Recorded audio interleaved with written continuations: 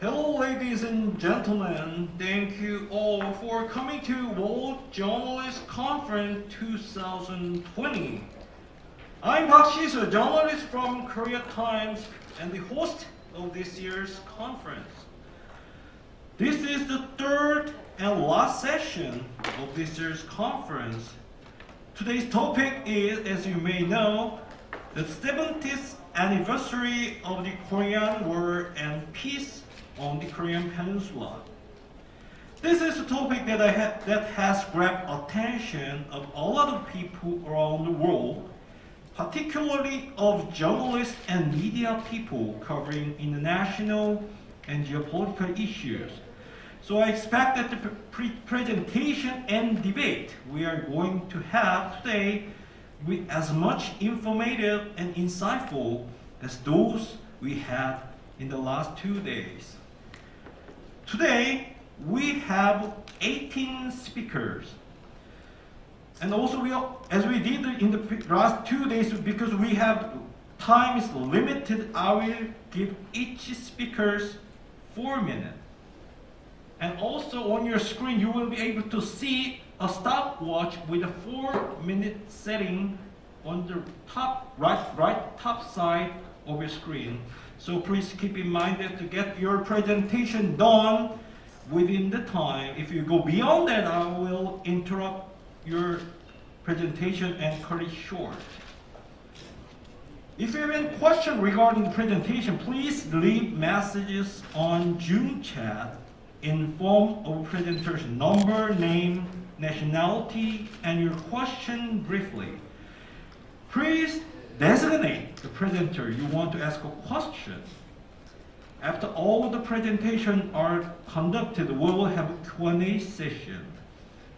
The presentation order of the presenters is now shown on the screen, so please remember and prepare your presentation order. So now we are moving on to the first speaker from South Korea. He's a professor, emerger from Institute for Far Eastern Study at Gyeongnam University. He will give us very informative and insightful presentation, which will take about 50 minutes. Professor Im, the stage is yours. Okay, thank you. Hello, ladies and gentlemen. I'm glad to be invited to World Journalist Conference 2020. It's my pleasure to give this presentation today. Let me start by saying just a few words about myself. I'm an associate professor of Gyeongnam University. I have been covering North Korean affairs for 29 years. I served as a member of the Policy Advisory Committee for the President for Inter-Korean Summit in 2018. And now, serving as a policy advisor for National Security Council of the Presidential Office, Ministry of Education, and the other ministries. Okay, let's begin the presentation. There are 7 main points in my presentation as follows. This year marks the 70th anniversary of the Korean War and the 67th anniversary of a ceasefire agreement. Even though 70 years have passed since the war that claimed millions of lives, the wounds it left are yet to be healed. In addition, the division brought by the hands of a man has long sustained the grief of the separated families on the other side of the border. Today, we will find ourselves confronted with a monumental task and challenge. The three inter-Korean summits in 2018 have facilitated many agreements that can advance the goals of denuclearization, peace, and cooperation. Still, the lack of progress in the relationship between North Korea and the United States has subsequently stalled inter-Korean relations. Differences and conflicts between North Korea and the United States regarding the disposal of North Korean nuclear weapons have become the most significant threat against the peace in the Korean Peninsula. The United States sustains its demands for North Korea to stop provocations, adhere to their duties as determined by the United Nations Security Council, and return to sustainable and actual negotiations. Moreover, the United States have repeatedly emphasized that despite the slow progress in feasible achievements, the door for discussions and progress is still open. The United States also reiterated that it will continue to intervene to fulfill the goals outlined by 2018 North Korea-United States-Singapore Summit. In light of these reiterations, senior officials in the United States have indicated that working level talks are available as an option for North Korea, as summit meetings are not available before the United States presidential election in November. To this claim, North Korea has consistently put forward a set of positions since the breakdown of the second United States and North Korea summit in Singapore as follows. First, talks with the United States will not be initiated because of the antagonistic policies, the hostile policies against North Korea, namely the South Korea and United States joint military exercise and strong sanctions. Second, President Trump must fulfill his agreements and promise first, including ending United States military exercise. Third, United States and North Korea dialogue should not be used as a political tool for the re-election of President Trump. Fourth, North Korea-United States relationships are to be handled with a long-term strategy. Fifth, North Korea shall continue to strengthen its nuclear deterrence irrespective of the domestic political schedule of the United States. Sixth and last, North Korea will continue to focus on building its nuclear power and economic development to overcome the sanctions in the long term.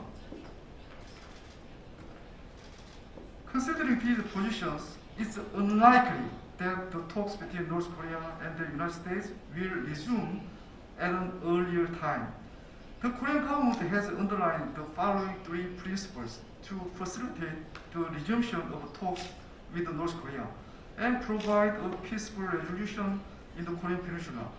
A firm stance against war, a mutual guarantee of security and a call to co-prosperity.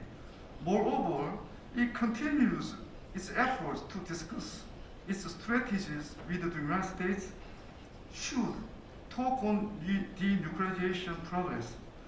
Such discussions include ideas on denuclearization, a virtuous cycle of inter-Korean and North Korea-United States relations, and the establishment of a peace regime. The Korean government plans to continue its commitment toward the denuclearization and the peace regime across the Korean Peninsula, while strengthening its diplomatic efforts to implement the existing agreements made as part of the previous Korean summit.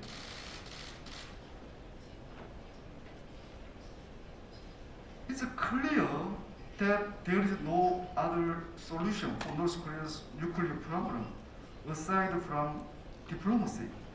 For North Korea and the United States to establish a new relationship and achieve the goals of the Singapore Joint Statement, which include the denuclearization and the establishment of a permanent peace regime, both North Korea and United States must implement clear and concrete measures toward the next stage.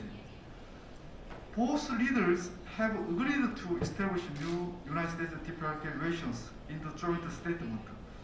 To fulfill this agreement, the United States must guarantee a fundamental solution that re-examines the antagonistic sanctions toward North Korea and its threat against the right to life and development of the state, as demanded by North Korea. Although North Korea has claimed that it will no longer fixate itself to the relaxation of sanctions, the country's effective and lasting denuclearization is unlikely without a corresponding relaxation of sanctions of any kind, any form.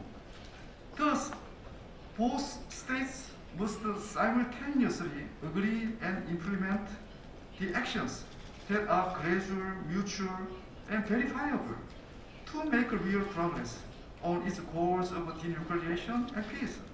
Above all, North Korea and the United States must exchange proactive measures that will build trust between the two countries.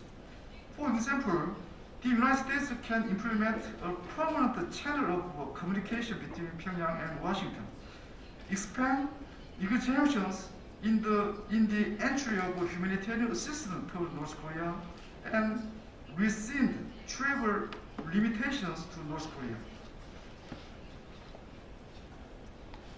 Meanwhile, North Korea should implement measures such as the official continuation of its suspension on nuclear and ballistic missile testing, its cooperation with the extradition of prisoners of war and veteran remains from the Korean War, as well as its cooperation with the United States for family reunion events. These measures should further lead to an audacious step toward officially ending hostilities, thereby officially ending the Korean War as well.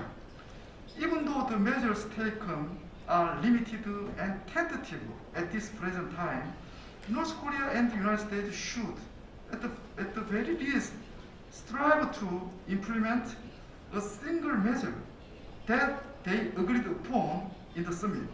Establishing a bare minimum of trust between two states will serve as the stepping stone to the next stage. Finally, I would like to emphasize once again that peace in the Korean Peninsula will serve as a significant opportunity for greater peace and co-prosperity in Northeast Asia and around the world. With the support of our dear guests from international media outlets in this year's World Journalist Conference, I am sure that the realization of peace in the Korean Peninsula will become a reality in the days to come. Thank you so much. Thank you, Professor Lim, for your wonderful presentation. And I think as many of you out now on the line have a lot of questions about this issue, especially the relation between North and South Korea and all this related stuff, to Professor Lim. So we are going to have a Q&A session later part of today's conference. I mean, right after this presentation session. So if you have any question, please leave your question on the Zoom chat with the your name and nationality and your question to the Professor Rim. After, as I mentioned, all the presentations are conducted. We'll have a Q&A session, so please leave your question on the chat room. So let's move on to the next speaker, Mohammed Taufik Ali from Bangladesh. Can you please hear me? Yes, fine. It's an honor indeed for me that the Journalists Association of Korea granted me this opportunity to speak on war and peace in the Korean Peninsula. Before I begin, I pay my profound homage to the millions of Korean people, valiant warriors, fallen soldiers, and veterans for their supreme sacrifices for the peace, democracy, freedom, and prosperity. We, by and large, are aware of the chronological account and the timeline of Korean War. The peninsula used to be a Japanese colony for nearly 4 decades. Instead of getting independence at the end of World War II, the North was administered by the USSR and the South by the US. In 1948, South and North declared 2 separate countries. But unfortunately, in June 1950, 25th June 1950, the Korean War, horrible, tragic Korean War broke out as the communist North invaded the South. After a 3-year-long bloody war, in 1953, an armistice was reached, 27th July 1953. Though the fighting halted, the war did not. So in this backdrop, we see nearly 80% of the peninsula was left to waste. Millions of civilians and military personnel dead. So the point I would like to draw, the kind attention of all the participants and international colleagues in this forum, is the April of 2018 declaration, Panmunjom declaration between two Korean leaders, and to uphold the momentum of this declaration. As I go on elaborating, the horror and ordeal of the Korean people, of the Korean war, the Korean people had to undergo are unfathomable in human terms, unless one experienced it on the ground, in person. The international media described the savagery of Korean war as unphotogenic and uncivilized. Therefore, actually, in effect, all of Korea, North and South, friend or foe, became a free fire zone. So, in this backdrop, I again draw the kind attention of all the participants, the humankind, all the global citizens of today's world, to this set of key points that I have randomly jotted down. People, peace, progress, matter in this peninsula. War, no answer to any question. The Koreans can't afford it anymore. No escalation, diffuse tension, declare war, formally end.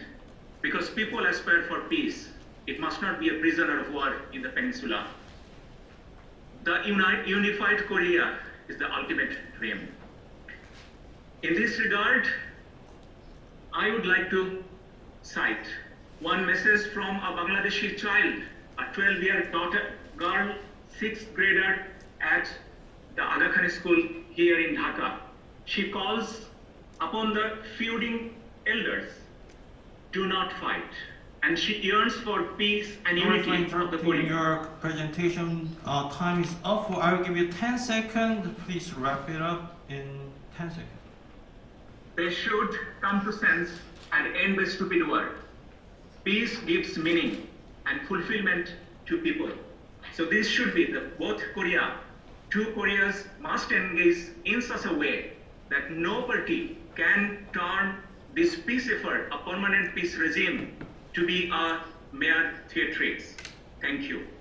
Thank you so much, Mr. Mohammed Tawfiq Ali from Bangladesh, for your wonderful presentation. So next speaker is Renis Tang from Cambodia.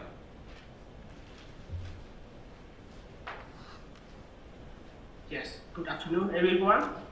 It is my greatest honor to be one of the speakers in this year's journalist conference, World Journalist Conference.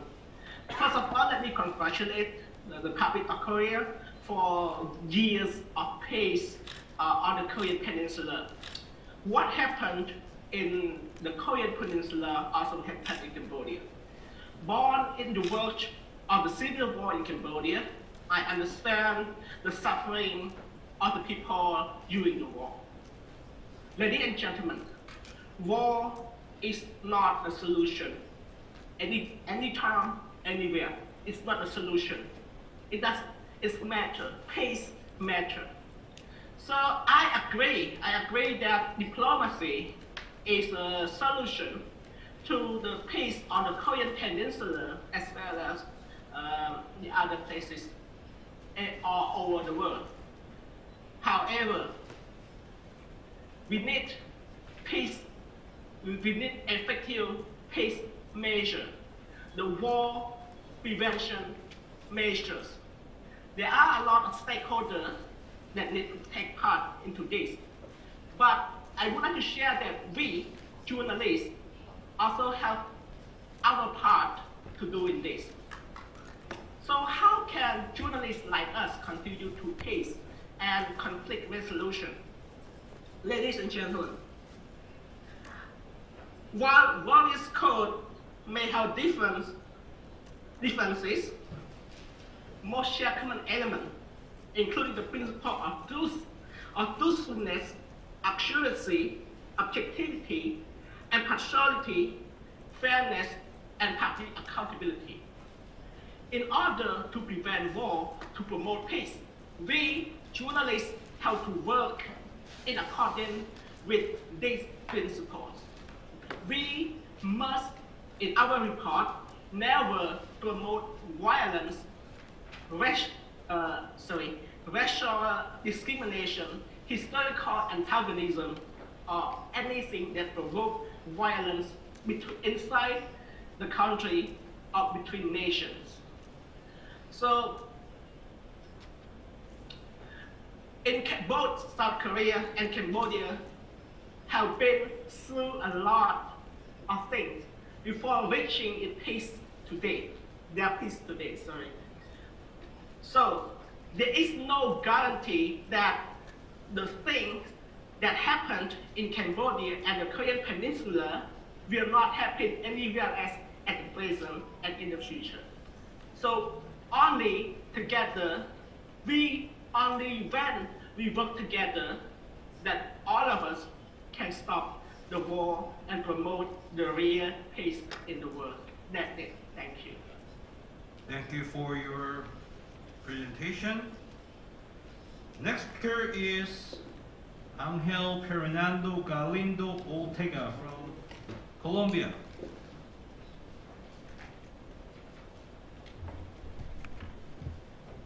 Good evening, ladies and gentlemen. Now we are going to start. The topic of this presentation will be the Korean cinema as a cultural reflection of the Korean War. Then, firstly, we can see in the presentation that I'm going to show a short picture about Madame Freedom, that was one of the first movies after the Korean War. Then, I would like to explain a little bit what are going to be the topics that I'm going to discuss with you. First, I'm going to talk about firstly, I'm going to talk about the movies of the post-war era. After, I'm going to make a reference about the first golden age of the Korean cinema. Later, I'm going to make a little bit comments about the new Korean wave, and finally we're going to check a little bit about documentaries, and based on the time that we have, then we can discuss a little bit about the new movies, okay? Then now we can check in the next slide that there is the topics that I'm going to discuss. Then this topic that I mentioned before, and now we can check the other slide, please. Then after this, like all my colleagues have said, that the Korean War started on June 20, 1950, and finished with the armistice in 1953. Then we can check to the next one to go to the topic. Thanks a lot. Then, when we talk about the post-war Korean movies, the first movie that I would like to talk about is Madame Freedom. Then, what was the importance of that movie? Was released 3 years after the Korean War, and this movie showed how the Korean society has changed from a conservative one to a more liberal one. We can change in this movie how a couple decide to live in an open relationship, in contrast with a society that, is, in spite of the war, had more traditional values. Another example, the other topic that I want to explore with you is the first golden age of Korean movies. When I talk about the golden age has 3 specific characteristics. First, that the film directors obtain a more creative license. What I mean, that the censorship established some rules, but the directors have more possibilities to create movies. Second, they started the quota system in 1962. That means that there were the possibility that Korean audiences watch more movies made in Korean, less international ones. And third, for first time in the Korean cinema history, started Korean film, The Coachman, won the International Berlin Festival. But what was the influence of these 3 aspects? That example, like Amy's Bullet, also known as Kublatan, shows the life of the veteran wars and how these people that ended in poverty had to look for medical assistance, especially in the conflict of one of the veterans, that in a society based on the lack of social service, he had to even go to the illegal terms to find a medical solution. The New Korean Wave and the depiction of the word is important because in the New Korean Wave, this movement started like as a result of the overthrowing of the General Chun Lu-ho in 1980, and this social movement made possible that new directors made their own ideas. Then basically this one. The time is up. Please wrap up your presentation in 10 seconds, please. Perfect. Sorry, to go faster, then I'm going to summarize my ideas in 3 key points. After the New WJC, the Korean War was narrated in 3 aspects. One, epic tales, like 71 Into the Fire or Brotherhood of War, where the soldiers and the servers were the heroes. Second, there was a blending of different mixed genders. I mean, for instance, movies like Joint Security Area or Swing Kids or Ode to My Father put together different genders to narrate a new perspective of the world that changed the cultural perspective and give a new opportunity to people to know a new context of the world. They're basically the other topic. And the documentary is sponsored by the Korean Film Council, which will help the people to understand from the testimonies. Thank you so much. Thank you for your time, sorry. Okay, thank you so much, Mr. Anghyung Taewon Galindo Goldega from Colombia. Let's move on to the next speakers. Lanjit Kumar from India.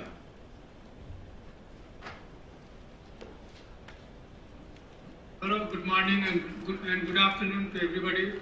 Thank you very much for inviting me to speak here and interact with journalist friends from other parts of the world. The previous speakers have stressed upon the need for unified Korea. The 2 Korean brothers must come and live together. The ultimate aim of all negotiations between North and South Korea should be to come and form a common national identity. So in this backdrop, I would like to say that 70th anniversary of Korean War is the right occasion to discuss prospects of peace and prosperity and tension-free atmosphere in the Korean Peninsula. Now the issue before me is whether the unified Korea can usher in a new era of peace and stability in the Korean Peninsula? If so, can the two Korean brothers ever live together? What are the situations under which the two Korean brothers can find it congenial to come together? Since last 3 decades, ever since the end of Cold War, the issue of Korean unification has been widely discussed with pros and cons and costs and benefits of reunification of the two Koreas. Experts are still debating whether the two Koreas can at all unite and form a common national political identity. For this to achieve, should the Korean friends in South wait for the regime in North to collapse so that the oppressed people of North Korea will rush towards the demilitarized zone, as we have seen almost 3 decades ago in Europe, where the Berlin Wall was demolished by the East Germans after the collapse of the communist regime in East Germany. In my view, since the two Koreas have diametrically opposite political systems, the unification would only be possible when one of the political systems is dissolved. Also, if the two Koreans unite, what will be its impact on a post-COVID world order, especially in the backdrop of new equations that are emerging in the Indo-Pacific region? As an independent observer of international relations, I would like to say that the issue of Korean unification will assume new dimensions in post-corona pandemic world order. The corona pandemic has already further widened the fault lines in the existing world order. In fact, the corona pandemic has accentuated this divide and created a rethinking among the international community, especially among the Western world, about the present regional equations. A unified Korea will heavily impact on the strategic scene in East Asia, as two Koreas, after merger, would emerge as an economic powerhouse, not only in the region, but also in the entire world. The South Koreans are already world's 11th largest economy. The strategic equations would heavily tilt in favor of Indo-Pacific partner countries if the unified Koreas join this group. My assessment is that an unified Korean Republic would be a balancing factor in the Indo-Pacific region and will be a factor for peace and stability in the entire world. Thank you very much for giving me this opportunity and listening to me. Thank you. Thank you for your wonderful presentation. Let's move on to the next speaker, Neha Vanka from India. Hello everyone. I report primarily on the Korean Peninsula, East Asia and Southeast Asia for the Indian Express. I want to talk about a subject that doesn't often find mention in discussions pertaining to the Korean War, and that is India's role prior to, during and after the Korean War was halted in 1953. On the 70th anniversary of the war, I did a special news series for the Indian Express where, among other subjects, I reported on some of India's lesser-known contributions during the war. India's role is interesting because, unlike the other parties involved, including those that sent forces to fight in the Korean Peninsula as part of the UN command, India didn't really have any specific geopolitical interests in the region. India's perspective at that time was just that the Korean Peninsula shouldn't become another theater of the Cold War. So why then did India's forces find themselves in Korea, lands far away?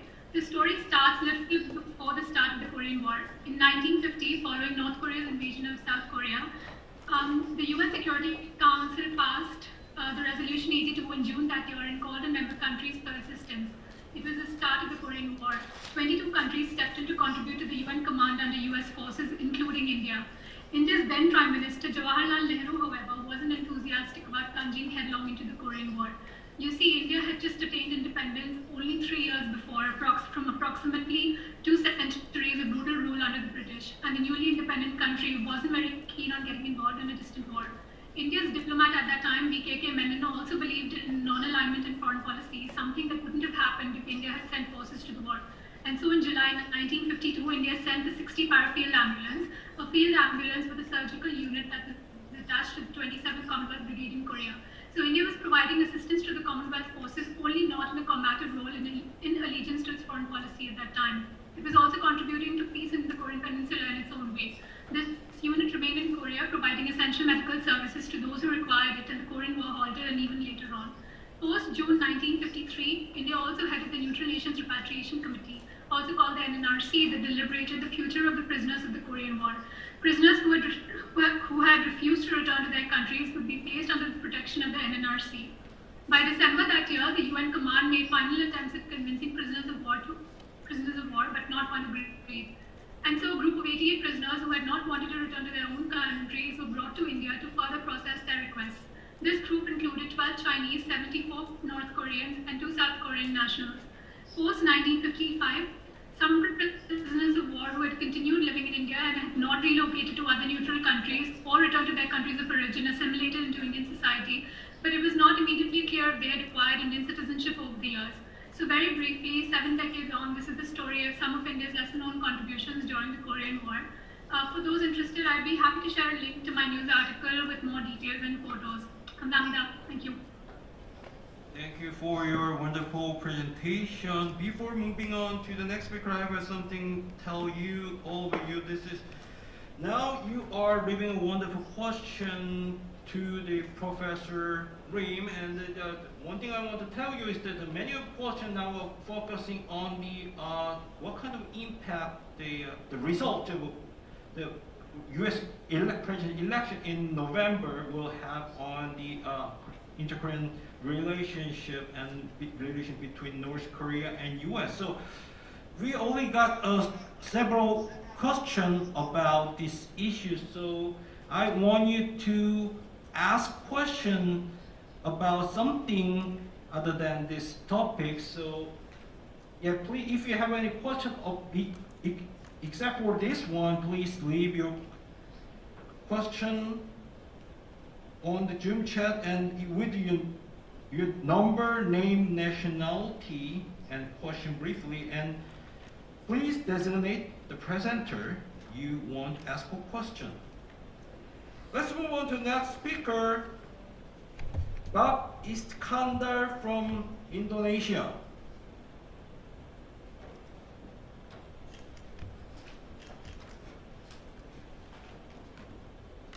Please press unmute button. Can you hear? Press the unmute button. Then we can hear what you are saying.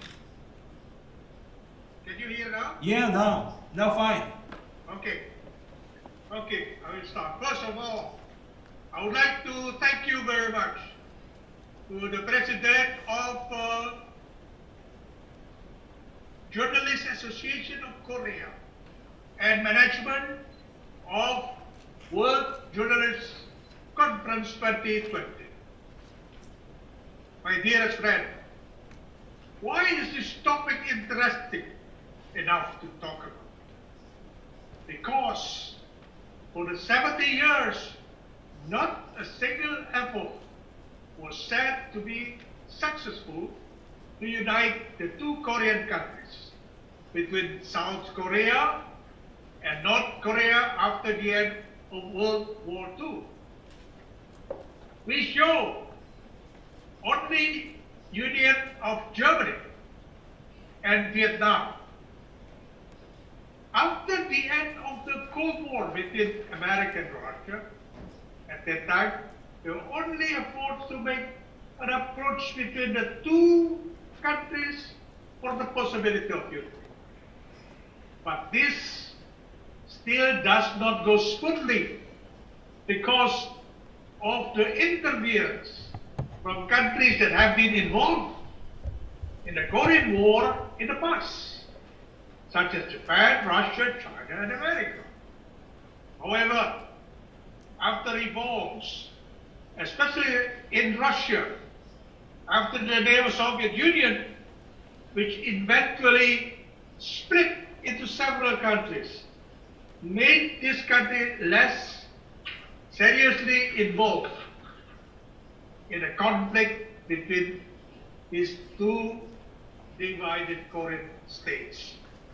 In contrast to China, after renewed economic development, China has been steadfast in helping North Korea facing South Korea, which is fully supported by America.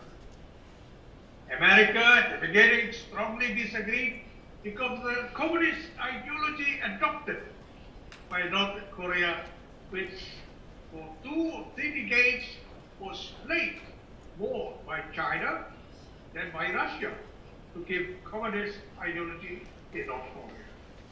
My dearest friend, but in the development between the 2 Korean countries, the North Korean side made nuclear weapons that were tested, which ultimately made America more worried because it was told to be able to reach America finally.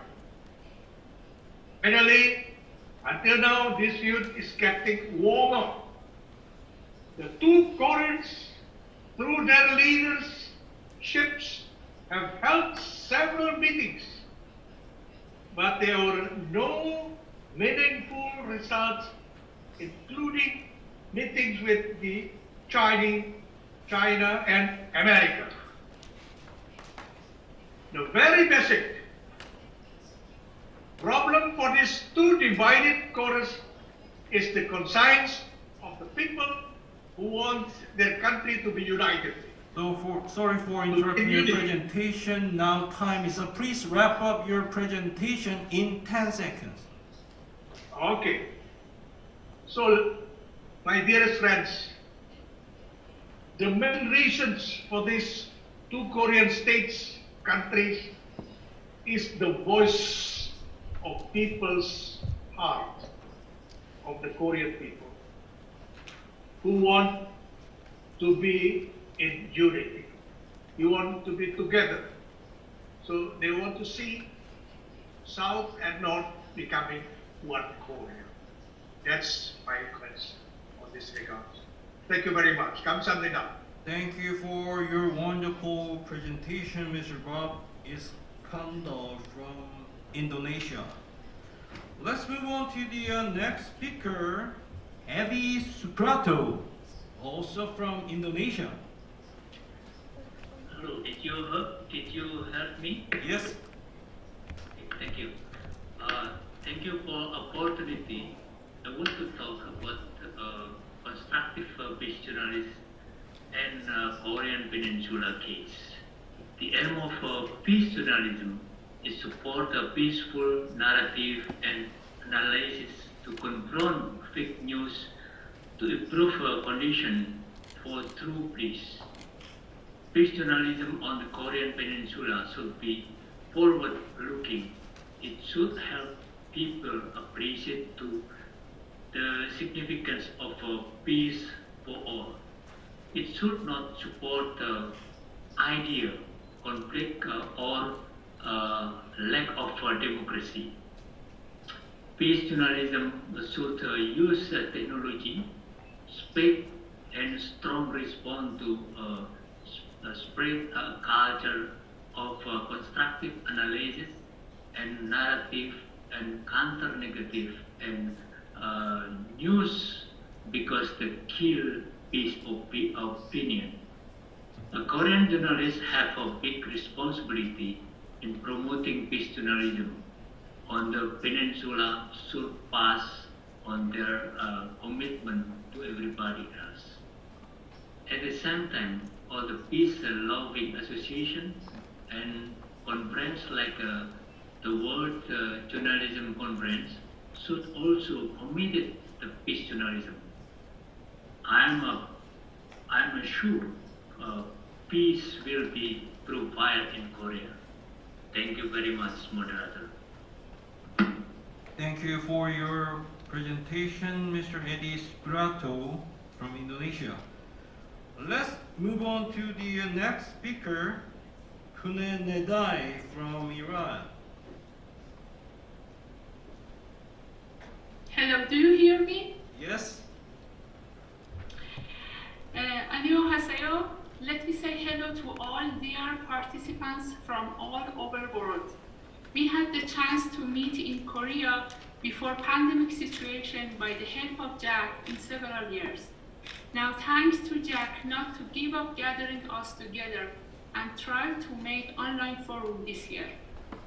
I have a perfect reason to choose the topic of peace in Korean Peninsula and 17th anniversary of Korean War.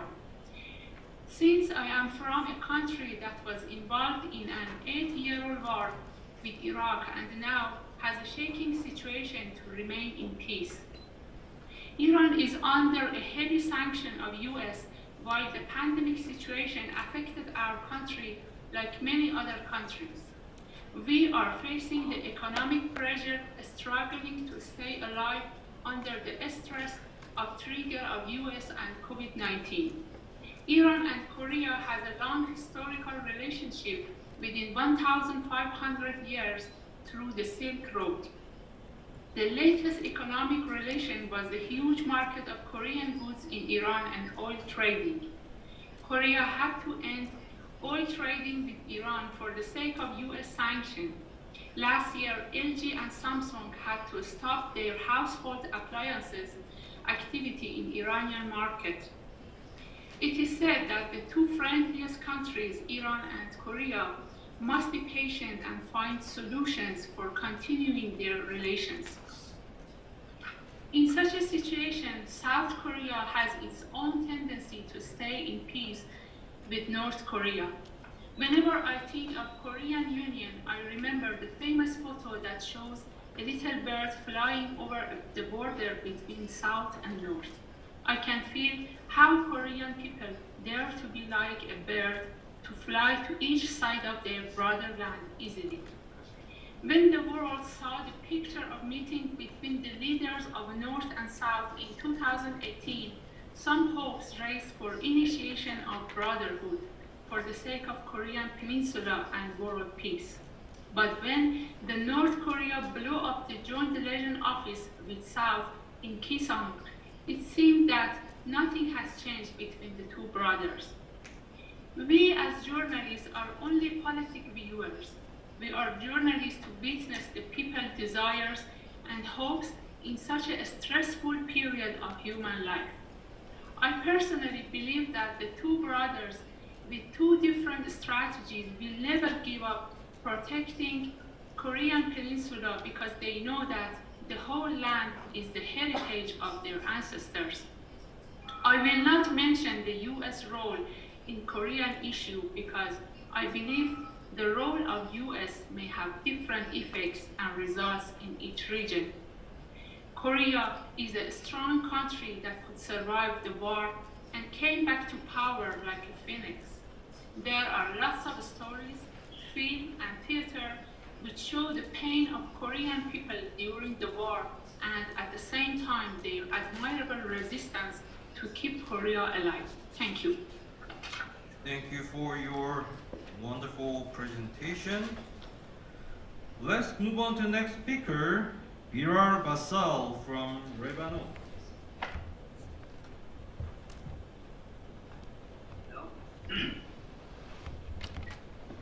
My name is Bilal Basal, a Lebanese artist and journalist. I live and work in Paris, France. You have heard a lot about Lebanon this day, but unfortunately, it was mainly sad and terrible news. My country has long been known as a paradise on earth, blessed with great nature, rich culture, and an open society. Unfortunately, we have a different situation. When I read about the Korean War and how it was started 70 years ago, my thought took me directly to the Lebanese Civil War. There are many similarities between the sad events in both countries. The biggest loser in a war are the people, and to me, human lives are much more important than political gain. From this human point of view, I decided to make a comparison between the Korean and Lebanese wars. The war on the peninsula has devastated Korea and split it into two parts, North and South Korea. The Lebanese war did not split the country geographically, but divided its people into different sectarian social groups. In the two wars, there were many common points. For example, the strange situation where the people on the same country killed one another. So to be able to avoid a new war in Korea, Lebanon, or other countries, we have to learn from the past and hope for the future. It might be even possible to witness the rebirth of the United Korean Peninsula, to cancel the Korean Demilitarized Zone, DMZ, and let the people on both Korean sides meet and be with each other on one people in one country. What kind of lessons do we have to learn from the past? A simple answer is that wars never were a good solution for the people. In both Korea and Lebanon, millions of civilian and military personnel have died, most of whom were common citizens. Yet, at the same time, millions of people are still alive, remembering and suffering psychologically through their own personal experience, or through the stories of their parents, relatives, neighbors, and friends. As a journalist and artist, and looking at the 70th anniversary of the Korean War and the century of the founding of Lebanon, I strongly believe that it's a duty to remind people, mainly politicians in both countries, and of the significance of peace and to stress the tragedies caused by war. The aim is to help ensure there will be no more wars in the future.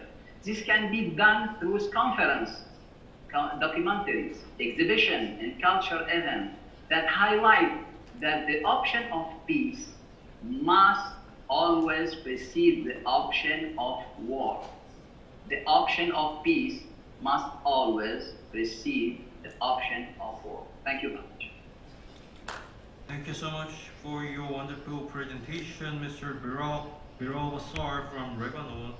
As a reminder, I want to tell you that if you have a question about the North Korean South Korean issues, other than just the things that I mentioned earlier about the impact of U.S. president election on South Korean and North Korean issue and relation, and also the ongoing conflict between U.S. China on inter-Korean issue. If you have a question other than that, please leave your question on the Zoom chat, because many of the questions you left on the chat room is about the two questions I just explained. So we need other topic if you any have. So let's move on to the next speaker, Keshav Prasad Paudel from Nepal. Hello, you are listening me? Yes.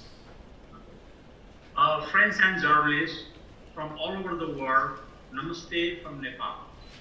My name is Keshav Paudel. I am editor of Spotlight magazine. First of all, I would like to express my sincere gratitude for organizers allowing me to express my opinion on the 70th anniversary of the Korean War and peace policy. I am presenting Nepal's perspective.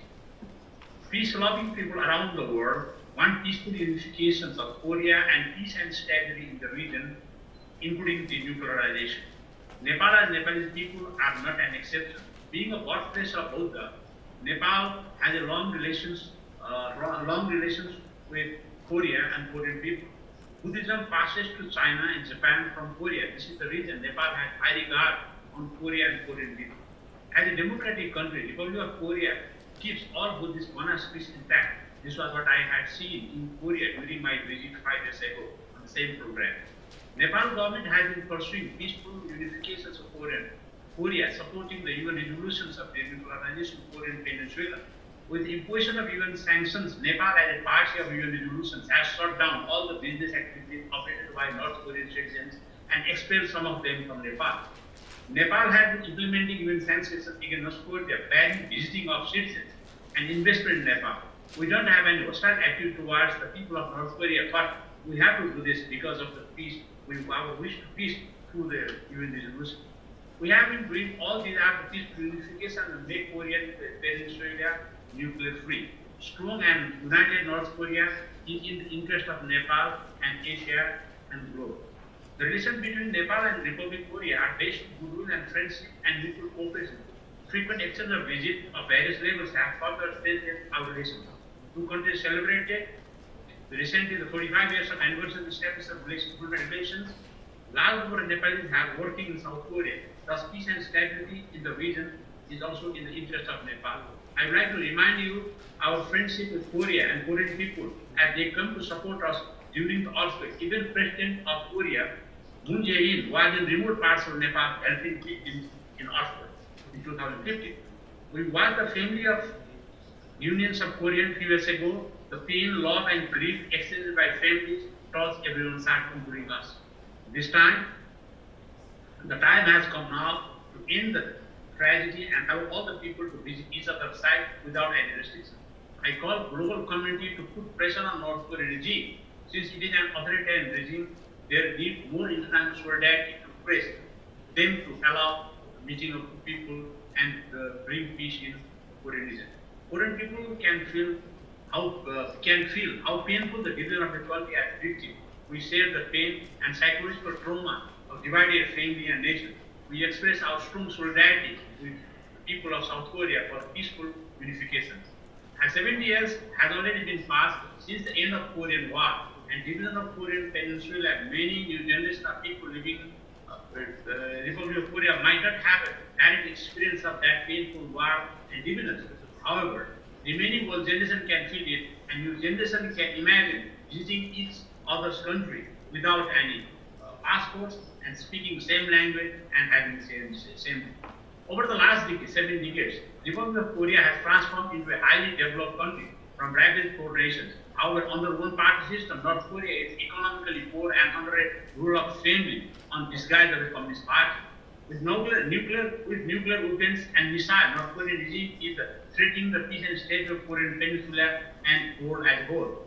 Divided in the pretext of Cold War and for Second World War, peaceful unification is the interest of both the countries of Asia and the world. During the Cold War period, there was a strong presence of... Sorry for interrupting your presentation. The time is up, so I will give you 10 seconds to wrap up your presentation. Now, last but least, I am also grateful to organizers and find this conference a great opportunity to learn and express my views, including the peaceful unification of Korea. Thank you very much. Thank you very much, Mr. Keshav Prasad Paudel from Nepal.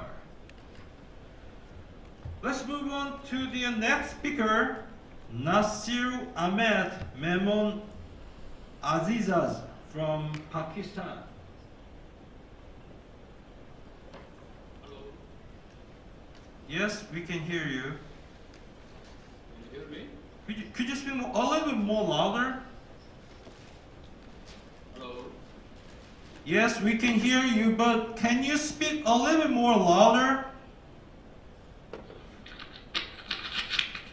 Hello. Yes, perfect. Is it okay now? Yes, everything perfect. Speak. Okay, thank you. Greetings from Pakistan. Today we are discussing the 70th anniversary of Korea War that divided a nation, which the great poet of Bengal, Rabindranath Tagore, had described as the future lamp of the Asia. For hundreds of years, Korea had been a battleground for rival nations, but the last century, possibly the darkest in the peninsula's history, has seen it divided as never before.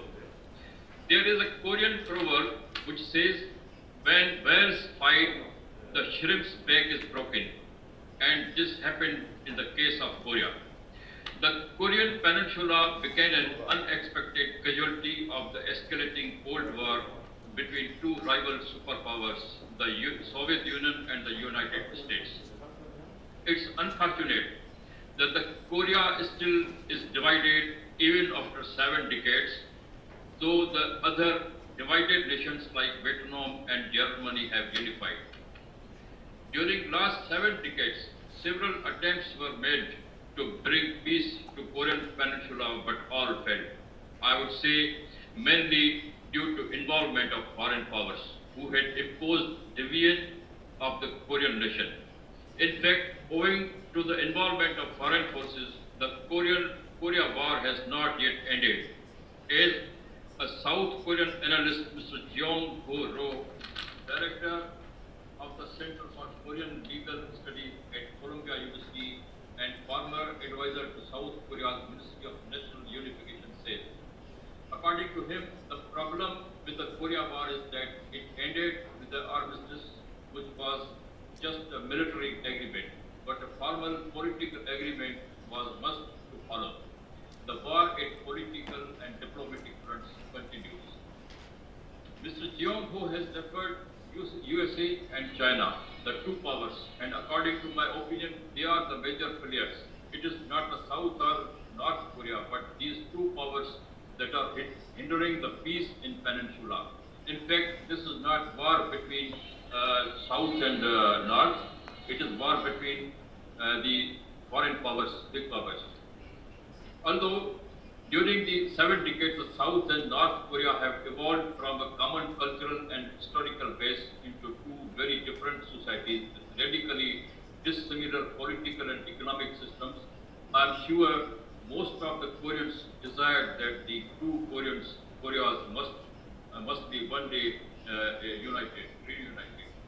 In my view, the main factor hindering the move towards normalization of situation, which would lead to reunification of two Koreas, though in passage, is the involvement of foreign powers, who always had created obstacles whenever Korean nation took steps towards the reunification.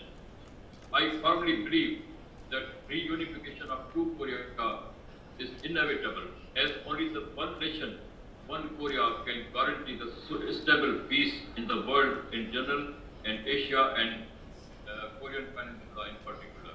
Thank you very much. Thank you for your wonderful presentation, Mr. Nasiru Ahmed Memon Azaz from Pakistan. As a reminder, if you have any questions regarding the presentation, please leave messages on Zoom chat in form of a presenter's number, name, nationality, and your question briefly.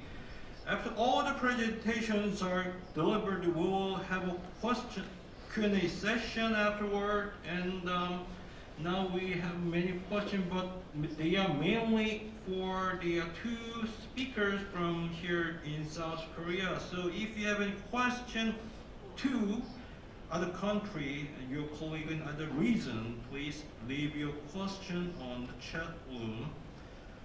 Let's move on to the next speaker, Santiago Castillo Rodriguez.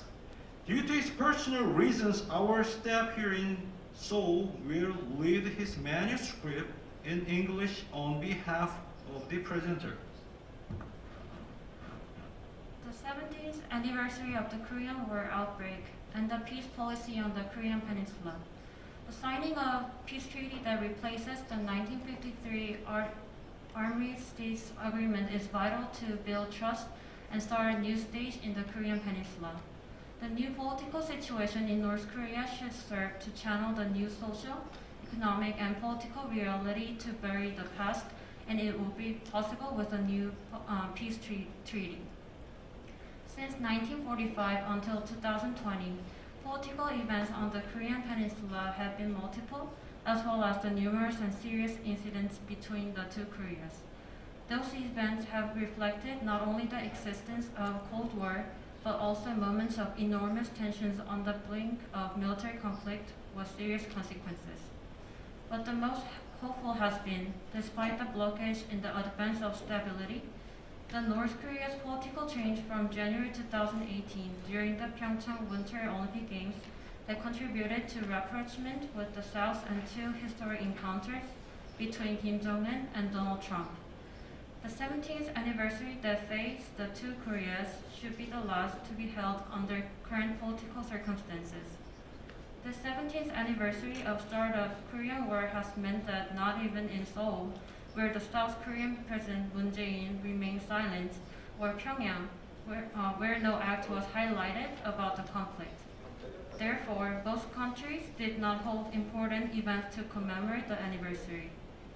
Nonetheless, Moon once again urged North Korea to sign peace, which will favor both parties, especially in the economic field in the North and the reduction of defense budgets for the two countries. A war that served to annihilate both Koreas with destructions of all their structures. A war that contributed to fuel the bipolar confrontations of the Cold War until today. A war that involved China and the United States directly and the former Soviet Union in a subsidiary way. However, the war deepened the division between the two parties and thousands of separated families. This being one of the most dramatic chapters of the war between two Koreas in 1950 to 1953, and thus technically they're still at war. The 1953 Armistice Agreement was necessary due to the fear that the Third World War will break out with the Soviet Union armed with nuclear bombs. Once the coronavirus pandemic is overcome, there are some problems left from this tragic episode. The Korean War need to be solved.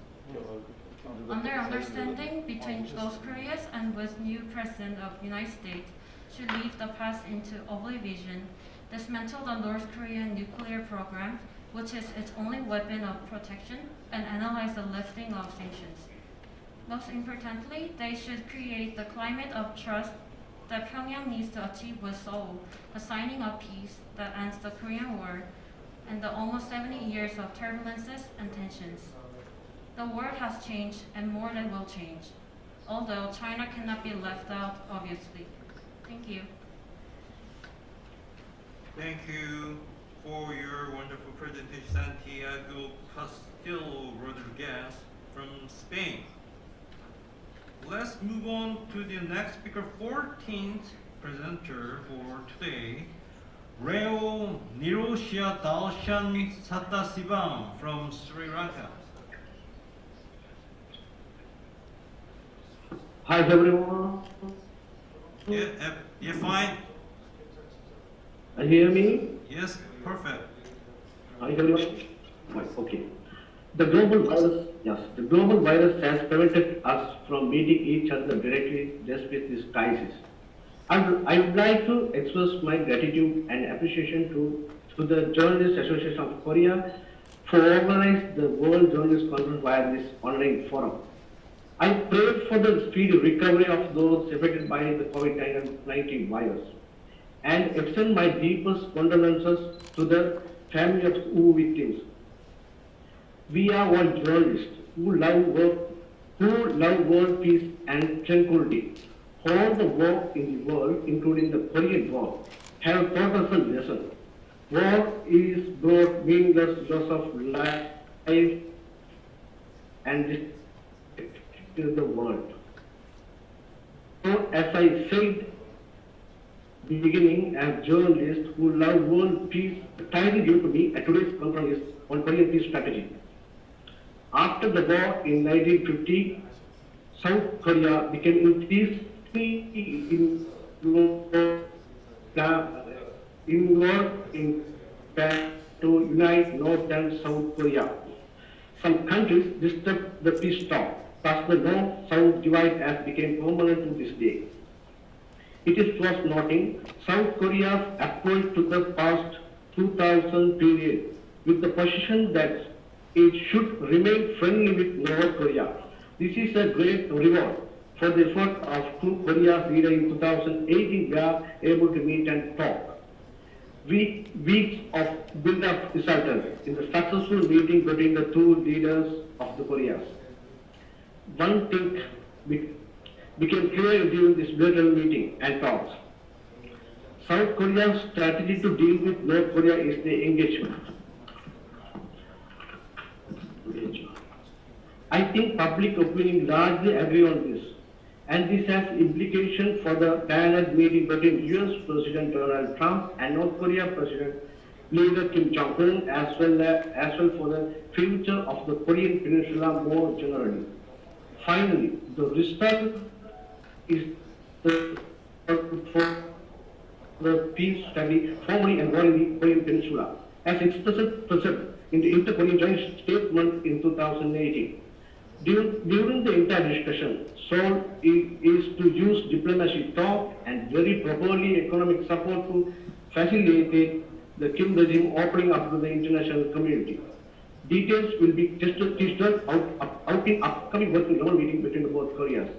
Ultimately, South Korea's engagement strategy comes down to the reality of the Korean Peninsula. North Korea is a de facto nuclear power with ultimate deterrent. South Korea is a rich country that wants a stable environment. If engagement helps in this respect, it is the strategy to be pursued. The idealism aside, this is the strong driver behind the Seoul's choice. This is the little background of the past. So South Korea has to start another new journey by uniting the parties or stakeholders who want to real peace on the Korean Peninsula. Thank you very much. Thank you so much, Reo Nirosha Darshan Satasivang from Sri Lanka. Let's move on to the next speaker, Mehmet Pace Ochalsu from Turkey. Hello. Everything perfect.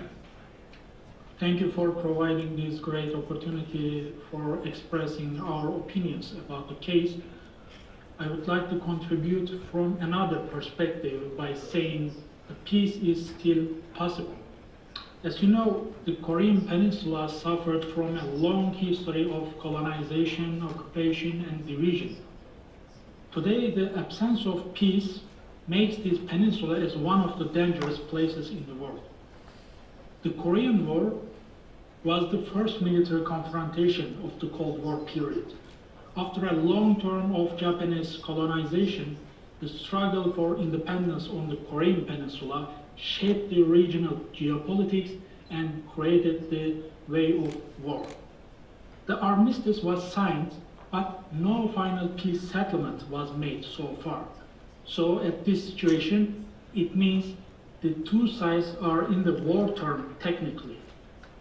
However, this conflict case shows us a significant negotiation process in that North Korea and South Korea actively engaged and exchanged ideas on a peaceful regime as well as the unification issue. The peace policy of South Korea can be a great example among other conflict cases in the world. So here it is possible to claim that the both sides proceeded with their significant negotiation history that bases on 4 steps.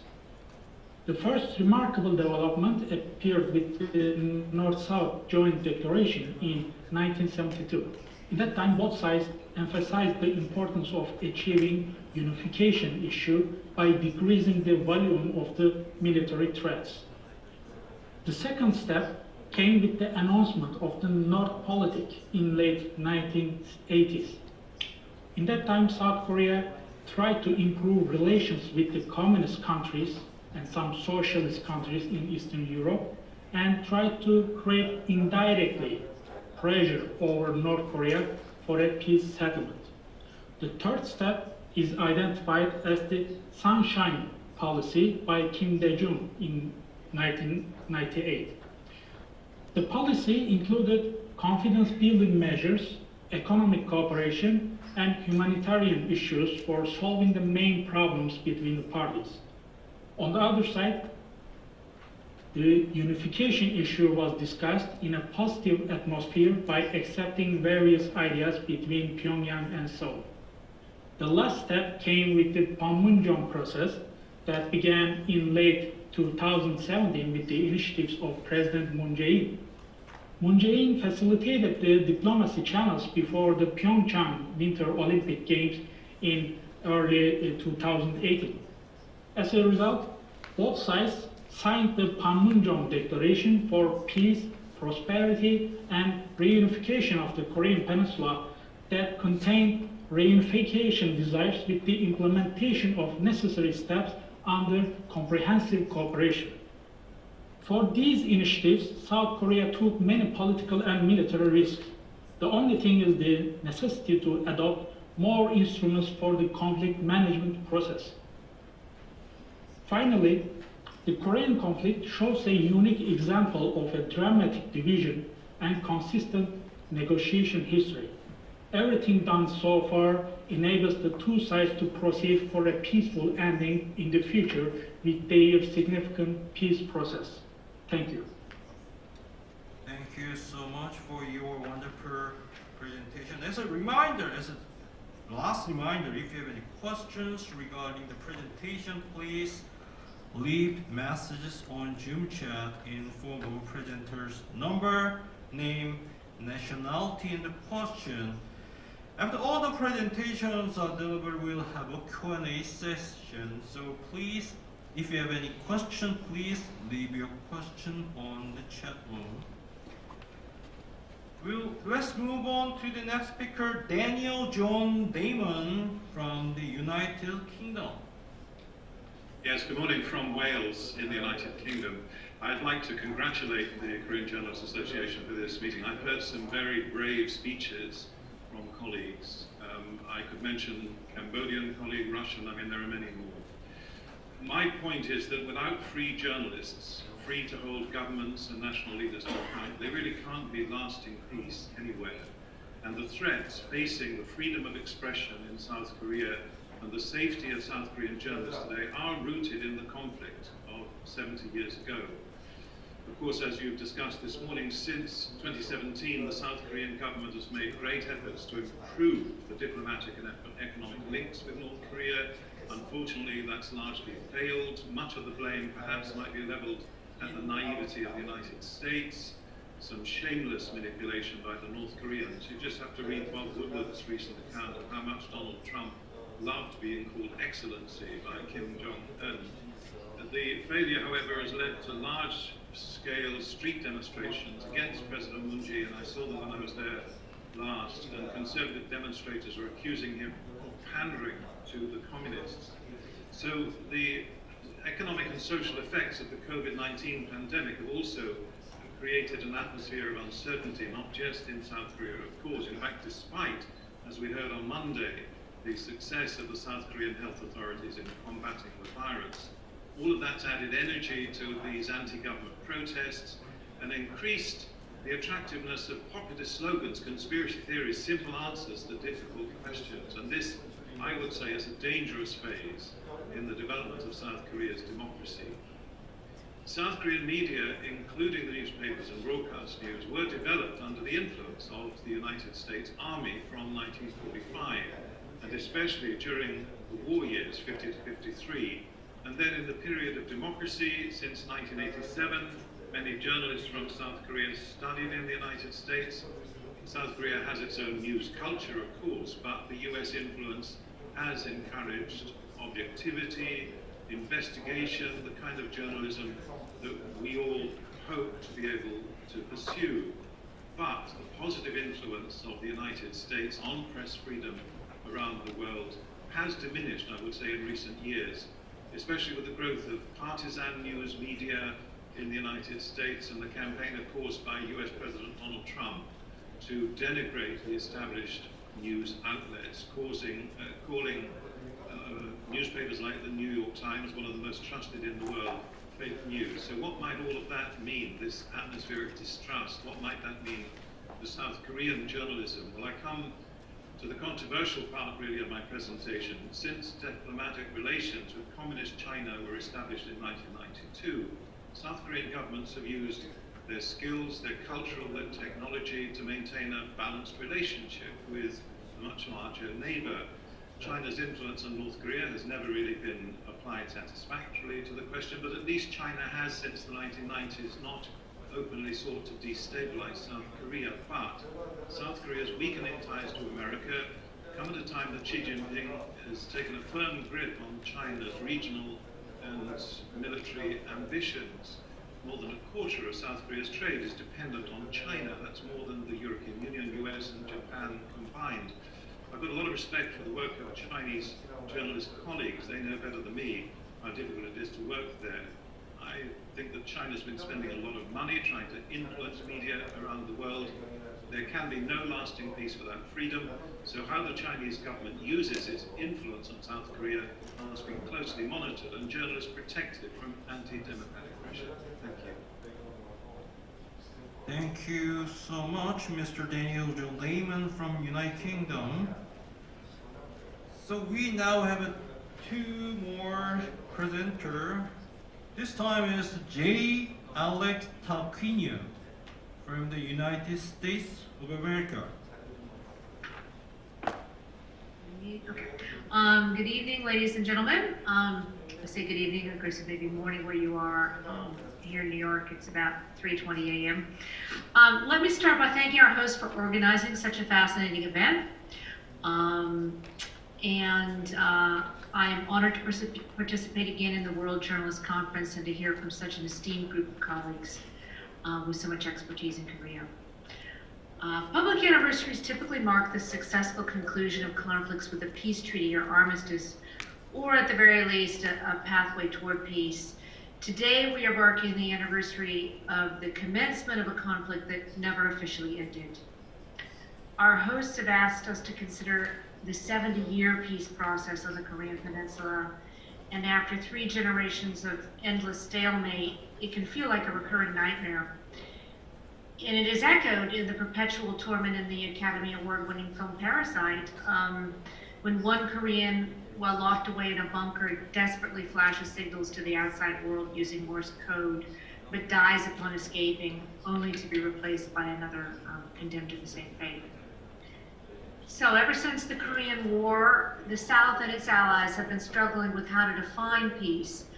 Does it mean simply trying to influence the North to become a freer and more humane neighbor, or is the ultimate goal reunification? Well, I personally have witnessed another divided land, having lived in and covered the divided island of Cyprus.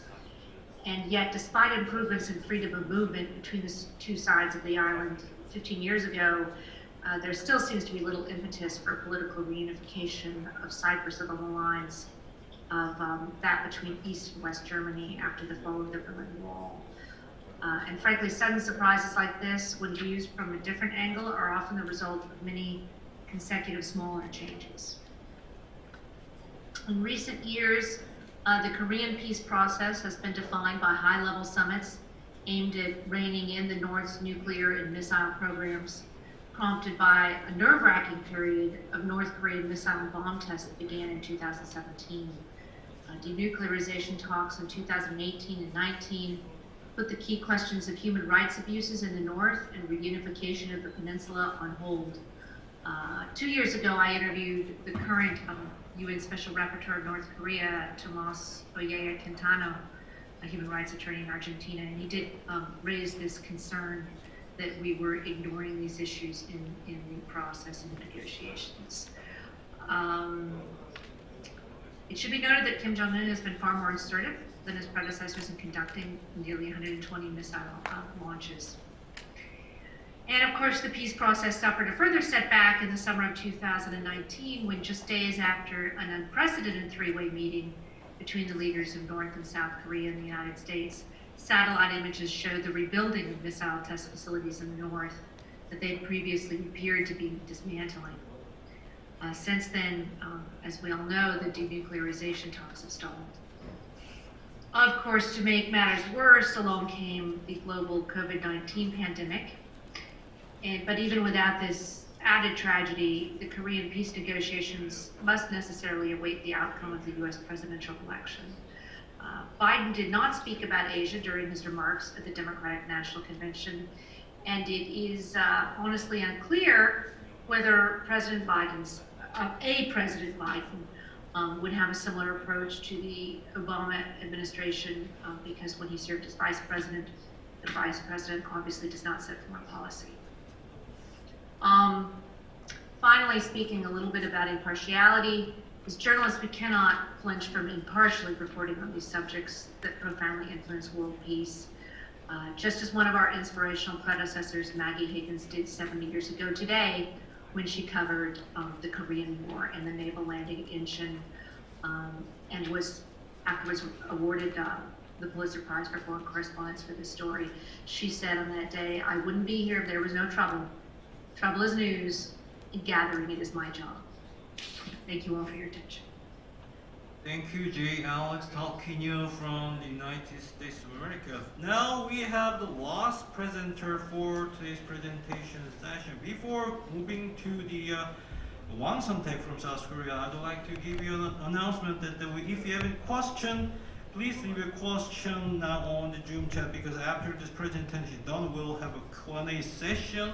And now I'm looking through all the questions that you have left on the chat room, and many of them are going to the two speakers from South Korea. So if you have any question for those in other countries, please leave your question on the chat room with the nationality and name and your question briefly on the chat room. So let's move on to the last presenter, Mr. Wang Sun-taek, who is a former journalist and now currently a research associate at Yoshije. Thank you. How are you, everyone? I am Sun-taek Wang, the research associate at Yoshije, which is one of the private think tanks in Seoul.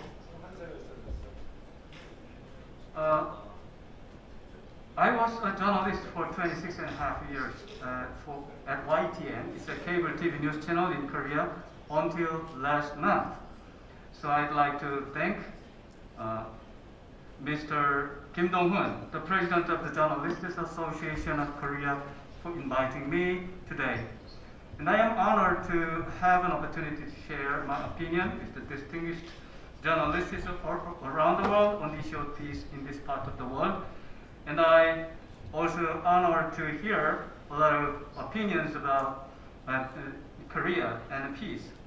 And for my part, I'd like to focus some points about the reason why Koreans want a peace regime and what is necessary for achieving it. The Koreans want a peace regime because the division of the single nation and the military hostility in Korean Peninsula for decades is too much painful and costly. Besides the fact that you must live in the fear of war, there are a lot of other pains. First, we have an issue of a separated family. The Korean War in 1950 split up millions of family members. As it happened 70 years ago, thousands of older generation people dying away year by year, day by day. I mean, for 1 year, about 3,000 older generation people died. I think this is one of the serious humanitarian tragedies in the global village. Second, unlike South Korea, the North experienced major setbacks in economic development efforts, especially after the end of the Cold War. So the quality of life of North Korean people plunged, and the poverty became a source of humanitarian tragedies together with political elements. The third, the division of the Korean Peninsula was originated by an agreement between the superpower countries in 1945, the United States and Soviet Union. Koreans actually never agreed on it. If Koreans accept the division as a given fact, it might not be different from that Koreans admit themselves as a slave people. This cannot be acceptable for Koreans. Fourth, the hostility between the two Koreas has extended the sense of insecurity around the Northeast Asia, as it became a military and economic burden to the neighbor countries, including the United States, China, Japan, and Russia. Fifth, the North has argued that they need the nuclear weapons because their enemy, the United States, is a superpower nation with the formidable nuclear weapons. However, this is a clear provocation against a non-proliferation regime. It should be resolved and the peace-building effort should go together. Sixth, the military tensions have limited opportunities for the more prosperity around Northeast Asia. So there are various kinds of agonies and shackles from the division, and Koreans are the major victim of it. Therefore, Koreans have craved the peace regime in the peninsula. Now I'd like to turn to some points. What should we do? Considering the several years of trials and errors, I think we have three major missions to do. First, the South Korean government should secure the bipartisan support on the peace policies from the domestic political arena. Without resolving this issue, the efforts for the peace would repeat the one step forward and one step back. And actually, this mission is up to the South Korean people. Second, the North Korea should show the clearer willingness and cooperation for the denuclearization and peace regime. And this mission is up to Mr. Chairman Kim Jong-un. And third, the support from the international society is critical. For the support from the international society, it is up to the political leaders and the public opinion leaders around the world. So I'd like to ask all of you journalists today to help. I'm sure the peace regime in Korean Peninsula can positively contribute to the global community in terms of humanitarian perspective, security, and prosperity. Your help can lead us to the final stage of the 30 years old, if not 70 years old, tragic campaign for the peace regime. That's it. Thank you for listening. Thank you, Mr. Wang Sun-taek, for your wonderful presentation and informative presentation. Now we are going to a Q&A session, but before doing this, we are going to have a free debate right after the 10-minute break. Surely we're going to have shortly. But so if you have anything you want to speak during the debate session, please leave your name and nationality on the chat box. I will invite speaker on first and first served basis. So we're going to have a free debate session after having a short coffee break. So if you have anything you want to speak to a colleague on the line, please leave your name and nationality in the chat box. I will invite speakers on the first come and first served. So let's move on to the Q&A session. So I have some of the questions you left on the chat box. So I think it's much of a time for the Q&A session need to go to the two speakers from South Korea because much of the questions you left on the chat box is for them. So my first question is about what kind of impact the result of U.S. president election on the inter-Korean relations. I think this is a question for Professor Lim. Could you tell us about your scenario, possible scenario when Donald Trump win re-election and when Joe Biden win the presidency, and what kind of impact it will have on inter-Korean relations? 먼저 세계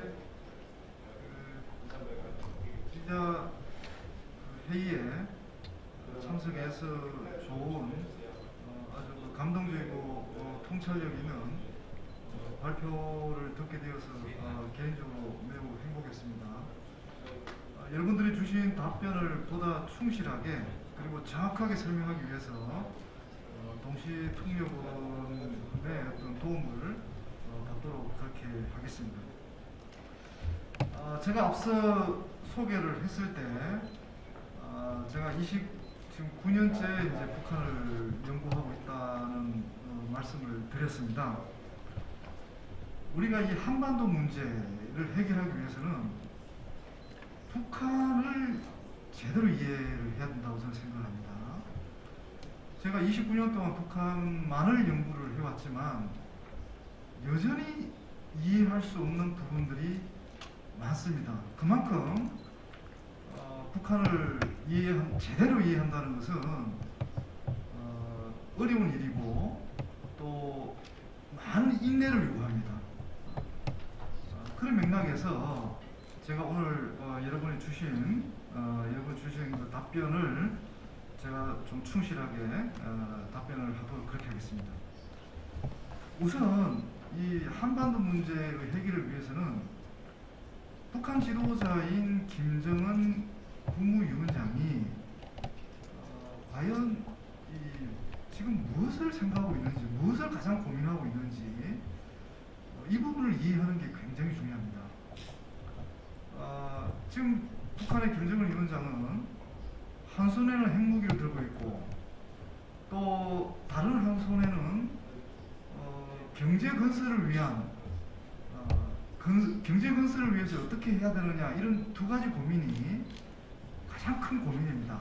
그러니까 핵무기와 경제 건설, 국방 건설과 경제 건설, 이 두 가지가 가장 지금 북한 지도자가 지금 고민을 하고 있는 부분입니다. 그러니까 안보도 튼튼히 하고 싶고 또 다른 측면에서는 경제도 잘 이렇게 건설하고 싶고, 이 두 가지를 동시에 어떻게 해결하느냐, 이게 이제 김정은 위원장이 가장 고민하고 있는 건데, 여러분이 잘 아시겠지만 결국 경제 건설을 위해서는 국제사회 제재를 완화해야 되고, 이 제재를 완화하기 위해서는 미국과의 비핵화 협상을 해야 됩니다. 국제사회 제재에서 벗어나지 못하면 경제 건설을 할 수 없다는 것을 김정은 위원장은 너무 잘 알고 있습니다. 그래서 많은 사람들이 과연 김정은 위원장이 비핵화를 할 의지가 있느냐, 그 부분에 대해서 의문을 가지고 있습니다. 그리고 많은 사람들은 생각하죠. 비핵화할 의지가 전혀 없다. 29년을 북한을 연구한 저로서는 그 생각에 동의를 하지 않습니다. 왜냐하면 경제 건설을 위해서는 제재를 완화해야 되고, 제재 완화를 위해서는 어떤 식으로든 비핵화를 해야 됩니다. 다만 비핵화를 단계적이고 점진적이고 동시적으로 하고 싶다는 겁니다. 이 조건을 미국이 어떻게 수용하느냐, 이게 관건인 겁니다. 비핵화를 한꺼번에 다 할 수는 없지만 단계적으로 하겠다는 게 북한 지도자의 생각입니다. 그게 우리가 2018년, 2019년 초반에 봤던 북한과 미국 간의 정상회담에서 드러난 그 사실입니다. 팩트입니다. 자, 앞서서 이제 질문을 주셨죠. 과연 미국의 선거 결과가 앞으로 어떤 영향을 줄 것인가, 또 남북관계에 어떤 영향을 줄 것인가, 이런 부분인데, 지금 북한 지도자는 이런 생각을 합니다. 2018년부터 2019년 6월달까지 트럼프 대통령을 세 차례 만나면서 세 차례 만나고 또 직접 간접적인 협상을 통해서 내린 북한의 결론은, 지도자의 결론은 미국을 믿을 수 없다. 한마디로 미국은 믿을 수 없다. 미국이 신뢰를 보여주지 않으면 다시 협상하지 않겠다, 이겁니다. 그러면 지금 이 북한의 주장이 비합리적이냐? 저는 그렇게 생각을 하지 않습니다. 북한은 단계적으로 동시적으로 핵을 포기하겠다, 거기에 상응하는 대가를, 보상을 미국은 제공해야 된다. 그 얘기를 지금 하고 있는 거죠. 그래서 이제 결국 이제 제가 얘기를 하면 길어지는데 짧게 정리하면, 북한 입장에서는 다가오는 대통령 선거에서 트럼프가 되든 바이든 후보가 되든 사실 별로 관심이 없어요. 누가 대통령이 되든 자신들하고 진정성 있는 대화, 뭔가 신뢰에 기반한 대화를 할 수 있느냐 없느냐, 그게 관심인 거예요. 트럼프 대통령이 다시 재선이 되더라도 이전과 다른 접근법을 보여주느냐, 이전과 다른 새로운 접근법을 보여줄 수 있느냐 없느냐, 그거 관심이 있을 뿐이고, 바이든 후보가 당선이 되더라도 과연 이전의 오바마 행정부하고 다른 접근법을 보여줄 수 있느냐 없느냐, 그것만 관심이 있는 거예요. 그 핵심 포인트는 신뢰입니다. 신뢰. 근데 그 신뢰가 큰 걸 요구하느냐, 북한이 아주 뭐 대단한 걸 요구하느냐, 그건 아닌 거예요. 그게 뭐냐, 한미 군사훈련, 연례적으로 치르고 있는, 한반도 치르고 있는 한미 군사훈련을 좀 자신들에게 덜 위협적인 방식으로 훈련을 해달라. 제일 중단하면 제일 좋고, 그걸 지금 첫 번째로 요구하고 있는 부분이고요. 그리고 두 번째로 사실 이제 제재 부분입니다. 제재 부분. 이 제재는, 제재 완화는, 북한에 대한 제재 완화는 앞서 말씀드렸지만 김정은 위원장은 북한 주민들의 생활을 향상시키는 게 가장 중요한 목표입니다. 지금 김정은 위원장은 아버지, 할아버지와 다른 차별화된 업적을 내야 됩니다. 그 차별화된 업적을 주민들한테 보여줘야 됩니다. 그게 뭔가 하면, 자기가 집권하는 동안 북한 주민들의 삶이 이전보다 나아졌다, 이전보다 우리가 잘 산다는 것을 보여주는 게 가장 중요합니다. 이 사람은. 이걸 보여주기 위해서는 제재 완화를 반드시 이끌어내야 됩니다. 지금 북한은 제재 완화를 이끌어내기가 쉽지 않으니까 이른바 자력갱생이라고 해서 북한 내에 인적, 조직적, 기술적 자원, 북한 내에 있는 그 역량을 총동원해서 적정한 수준의 경제 발전만 지금 하려고 하는 목표를 세워놓고 있어요.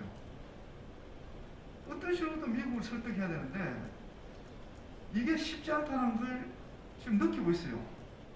이거는 뭔가 하면, 만약에 제재 완화가, 그러니까 북한은 지금 요구하고 있는 것이 북한 주민의 생활을 개선할 수 있는 제재만 완화시켜주면 영변 핵단지 전체를 폐기하겠다.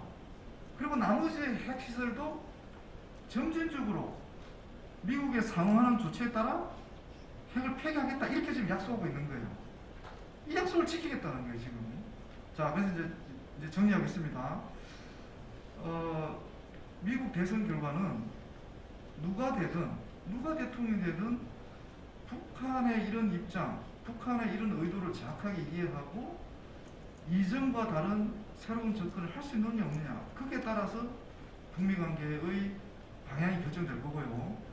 남북 관계는 기본적으로 북미 관계의 영향을 받을 수밖에 없는 상황입니다. 왜냐하면 제재 때문에, 국제사회 제재, 미국의 제재뿐만 아니라 유엔에서 국제사회가 부과하고 있는 그 제재 때문에 우리도 책임 있는 국제사회의 일원이기 때문에 이 제재를 우리가 외면할 수 없는 거예요. 이 지금 현재 있는 제재 상황에서는 우리 정부가 할 수 있는 일들이, 교류협력 사업들이 매우 제한적입니다.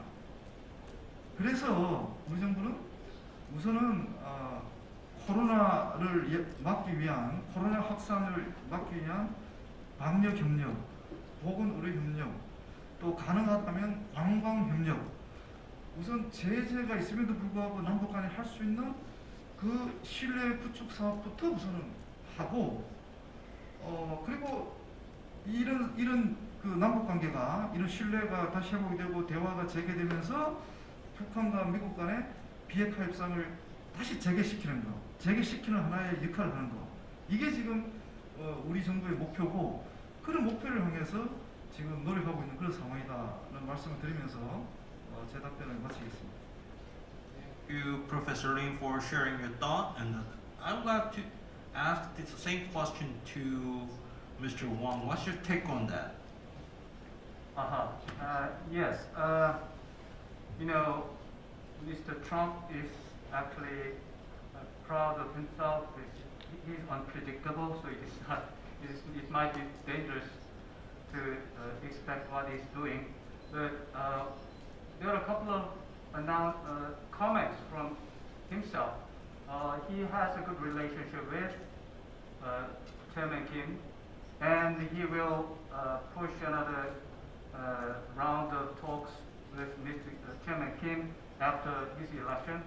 So if he gets elected, I think he would push for another summit.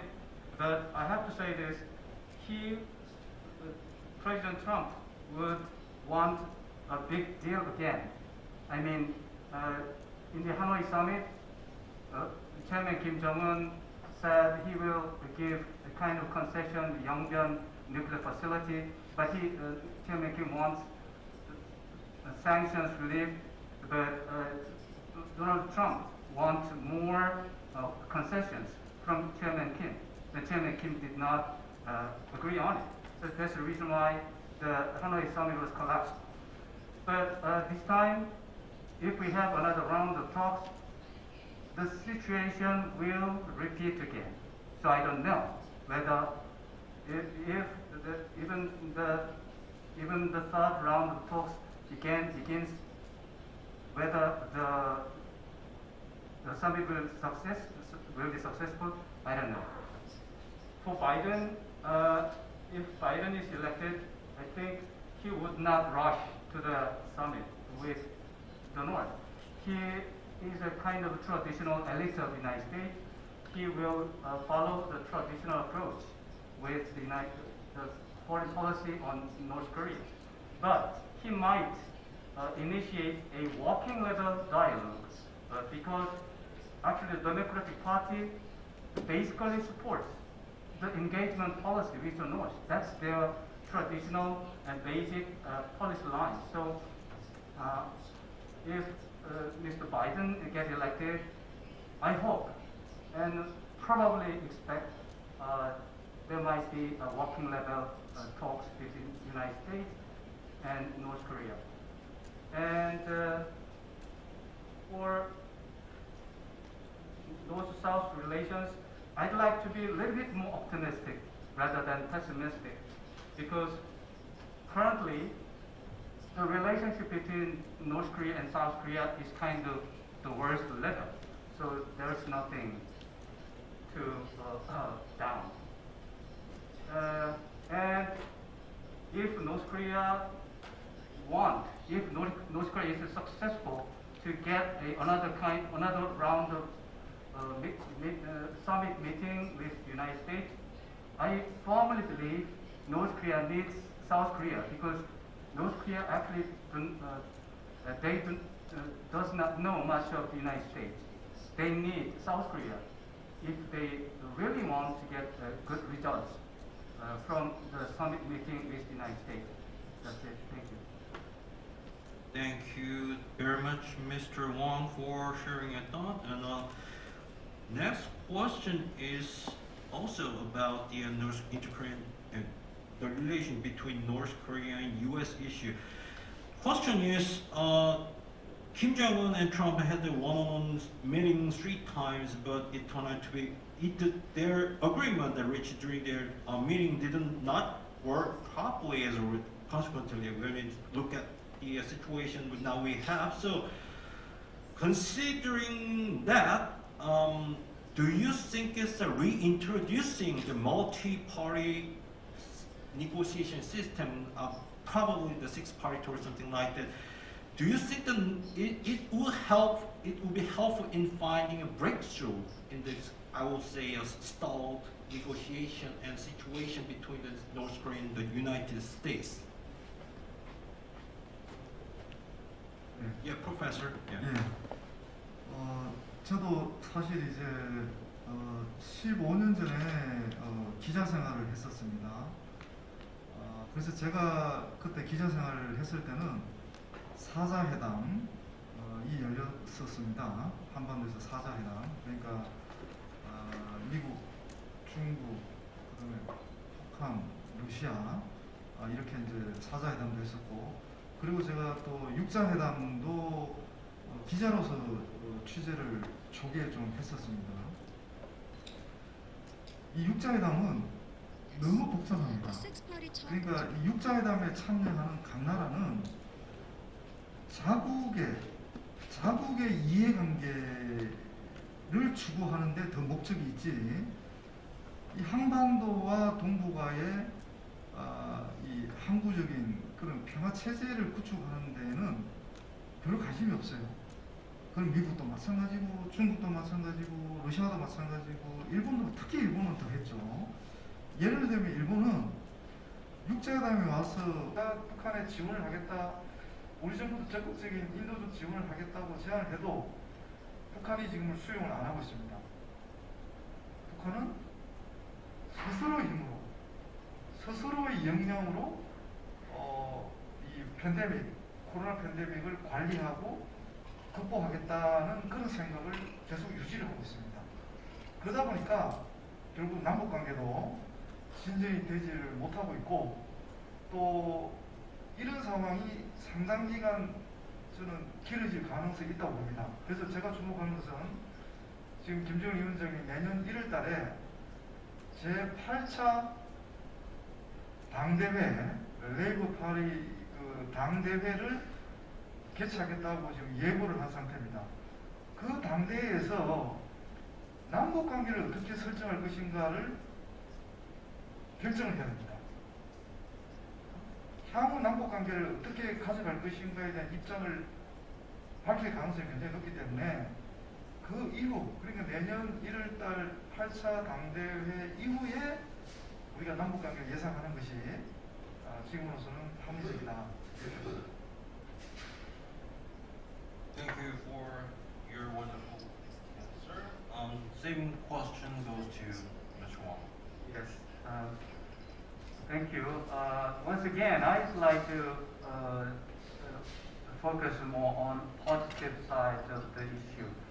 Of course, I definitely admit that the COVID-19 situation is economically severe problem, hardship to North Korean leadership, North Korean people. But there is still a positive side from the pandemic. Actually, even without the COVID-19, the prospect for the economy of North Korea this year was not positive, because the economic sanction against North Korea is still there. It's not lifted at all. Now, the economic situation is bad because of the pandemic, because of the flood.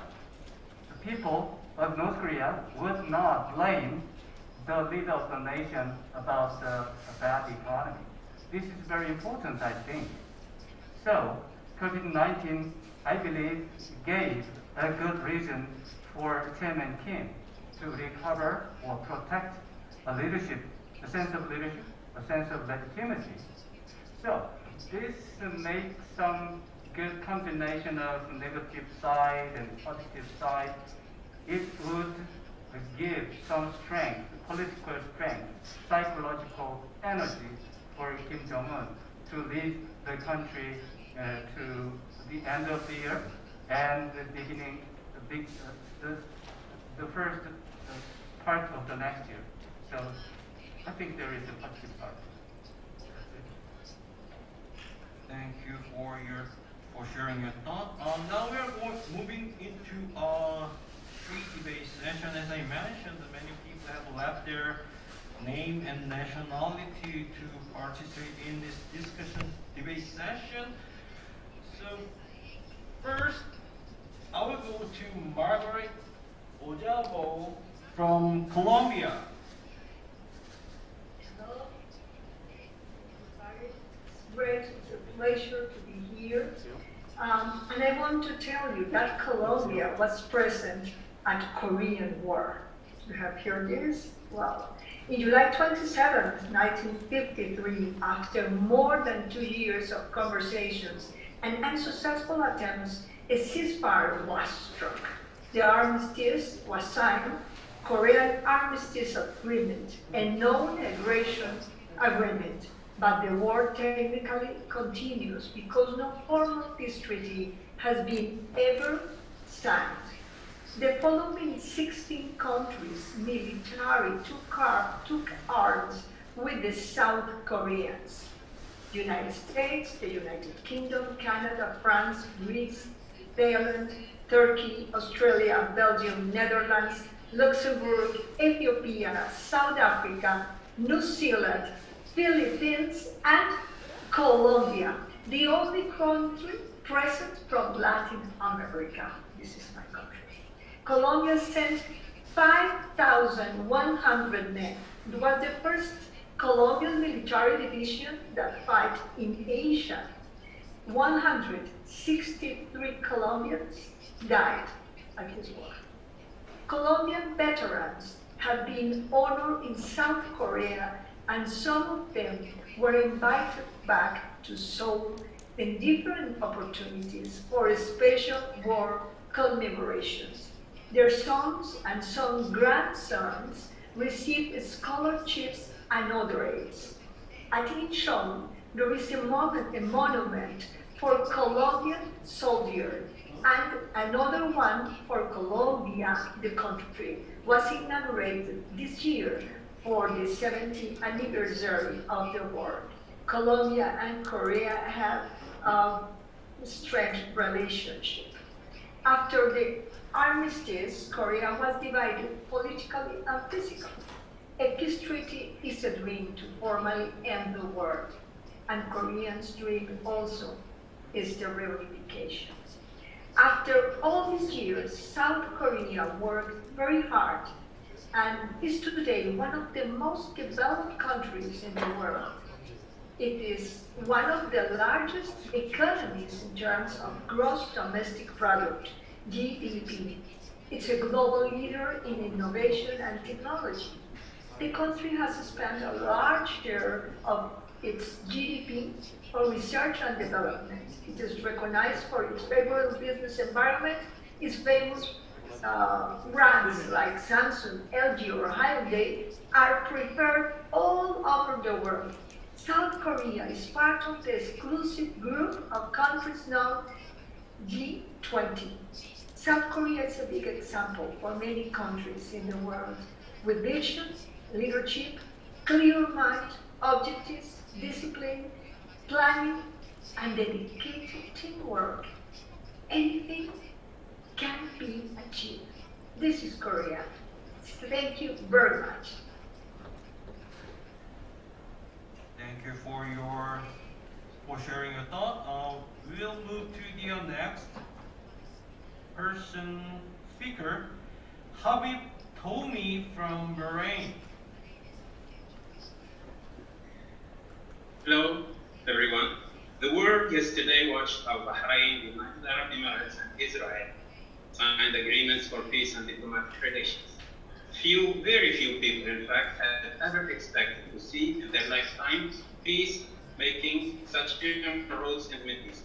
This shows that peace is possible even when it looks impossible.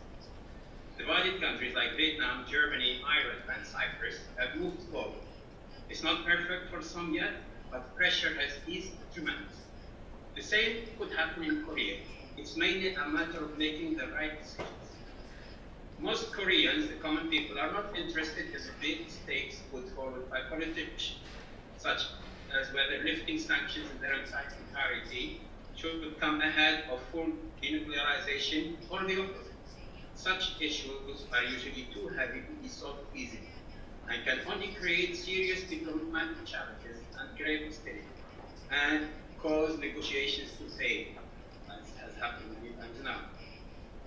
Koreans want human-based steps that reunite them with the surviving members of their families before time runs out.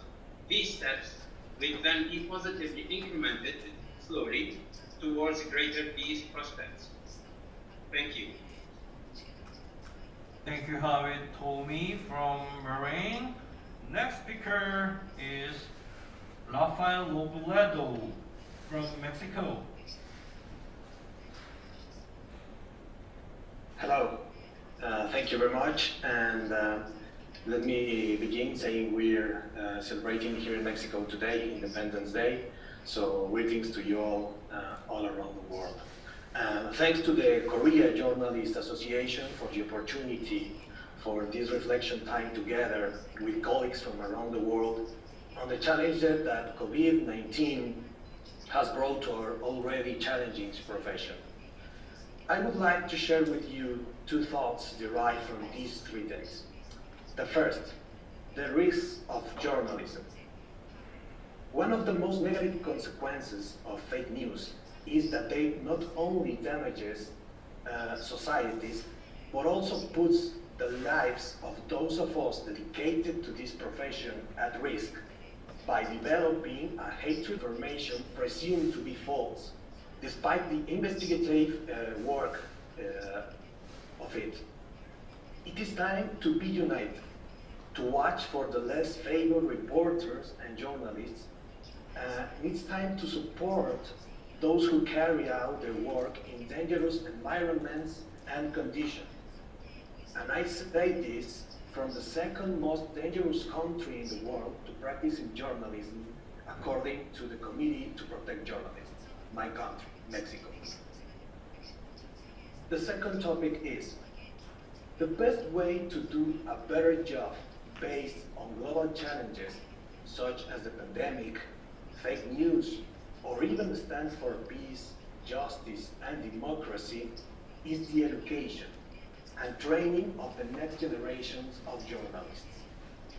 Here it's been said that educating the audiences is very important, but let us be self-critical. Sometimes education to distinguish misinformation, to live in democracy, is lacking even in ourselves as journalists. Many of us are teachers too, and we need to support the next generation of journalists. They need to read more, to feel more, to specialize more. Only then will they be ethical journalists, prepared to combat misinformation and fake news. Let me conclude with this. One of the most important Mexican journalists in history, Miguel Ángel Granados Chapa, once said, "Rot is not destiny." I agree with that. Let's move forward in making ourselves and other journalists more professional, prepared, and ethical, so that helps to build a better world. Thank you very much. Gracias. Kamsahamnida. Thank you so much for sharing your thought and mind-blowing comment from the famous journalist in Mexico. Before moving to the next speaker, I'd like to give you a notice, if you want to have anything you want to share with your audiences, please leave your name and the nationality on the chat box, and then now we have a little bit 4 or 5 speakers waiting, and if you want to, you can talk a little bit, go beyond the topic. Don't be specific about the Korea and inter-Korean issue. You can a little bit go beyond that as long as it's related to the Korea and North Korea and inter-Korean issues. So feel a little bit freer to talk about whatever you have in mind. So let's move on to the next speaker, Tessa Hodel from Nepal.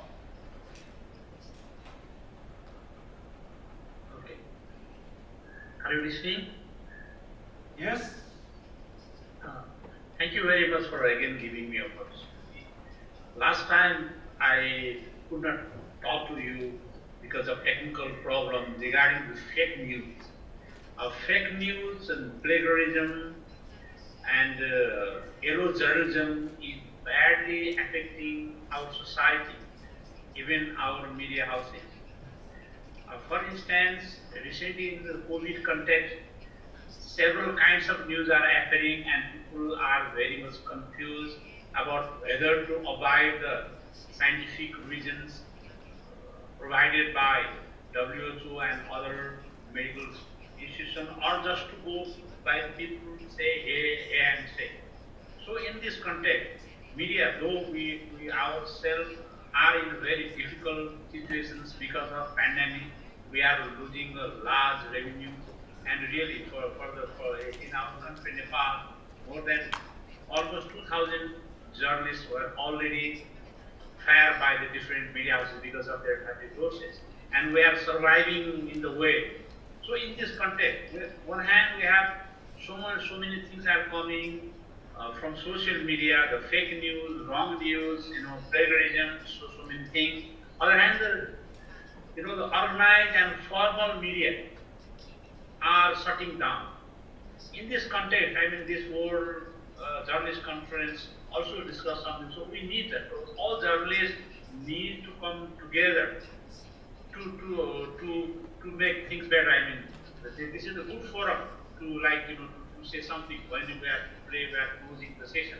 So at least we talk about need to make certain for social media they are the prime source of news for the common people. But all the news are not processed. Sometimes they are covered on the basis of and say. Alright, even some government, like the authoritarian government, the communist governments, are pressing to publish their own views. Curtailing the freedom.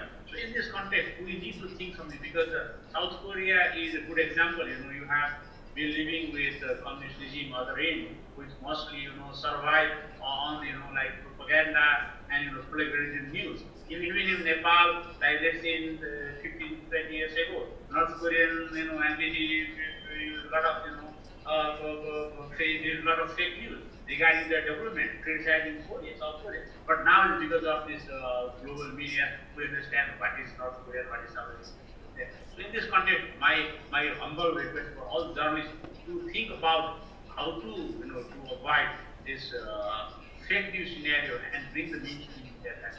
Thank you very much. Thank you for sharing your thought. The next speaker is Taflod Ali, is it right? From Bangladesh.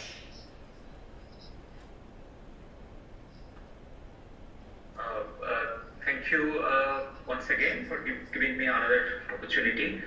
I would like to re-emphasize one point that may have come in the same meanwhile, that after long 70 years of agony of the Korean people, both South and North, it is really time to realize, particularly collectively for the global community, to realize that peace and prosperity of a particular nation, of a people, cannot be perpetually a hostage to a vicious cycle of an imperial military-industrial complex. So far as the people's aspiration, the aspiration of people of Korea is concerned for peace, prosperity, and reunification, it is of paramount importance to uphold and walk the path of the Panmunjom Declaration towards a peace treaty as a best tool to rejuvenate the aspiration for reconciliation. So it is a crucial issue that the people of two Koreas devote themselves on rebuilding the inter-Korean relations, again, on the basis of Panmunjom Declaration, so that, in a way, no quarters, no party involved, no critics, no skeptics can turn this exercise and engagement and involvement as mere theatrics. The engagement between the two Koreas in 2018, the engagement between two willing top leaders of the two countries must yield tangible fruits. It must not retreat. Thank you. Thank you for sharing your thought, Ali from Bangladesh. We have another speaker who is Hubert Chalis from Nepal. Thank you, moderator. Thank you again for giving me the chance. I'm Hubert Chalis from Nepal. I'm greatly impressed by Professor Lim's saying that Chairman Kim is very much interested in making North Korea a very prosperous country. But when we talk about prosperity, is it possible that prosperity comes from an isolation? Can a country be prosperous living in an isolation?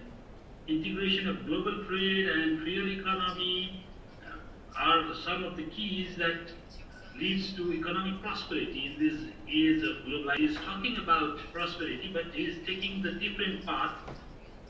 Yes, I agree that a country should be sovereign, a country should be independent, a country should have its own economy based on its own national agendas. But having said that, like in the current pandemic situation also, can only one single country fight such pandemic? So this pandemic situation could give a new example why you need to unify, why you need to unify with the global community, with your brother South Koreans, and with all the actors in the global politics. If we go through all these, then how can it be solved? Then here comes the role of the journalist. We people can be the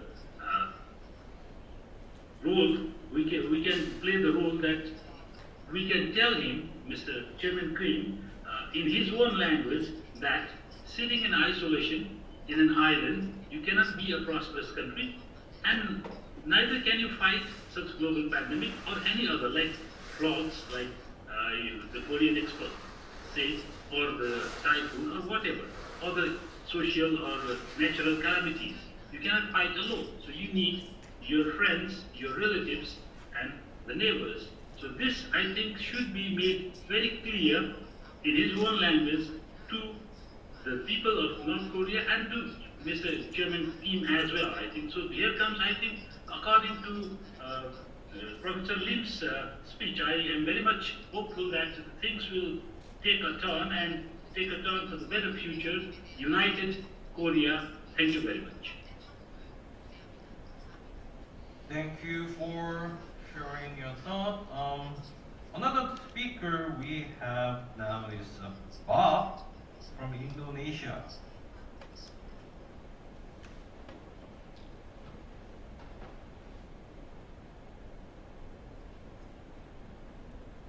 Please press unmute button because we cannot hear you now, and please press the unmute button. Can you hear my voice now? Yes, now it's fine, okay.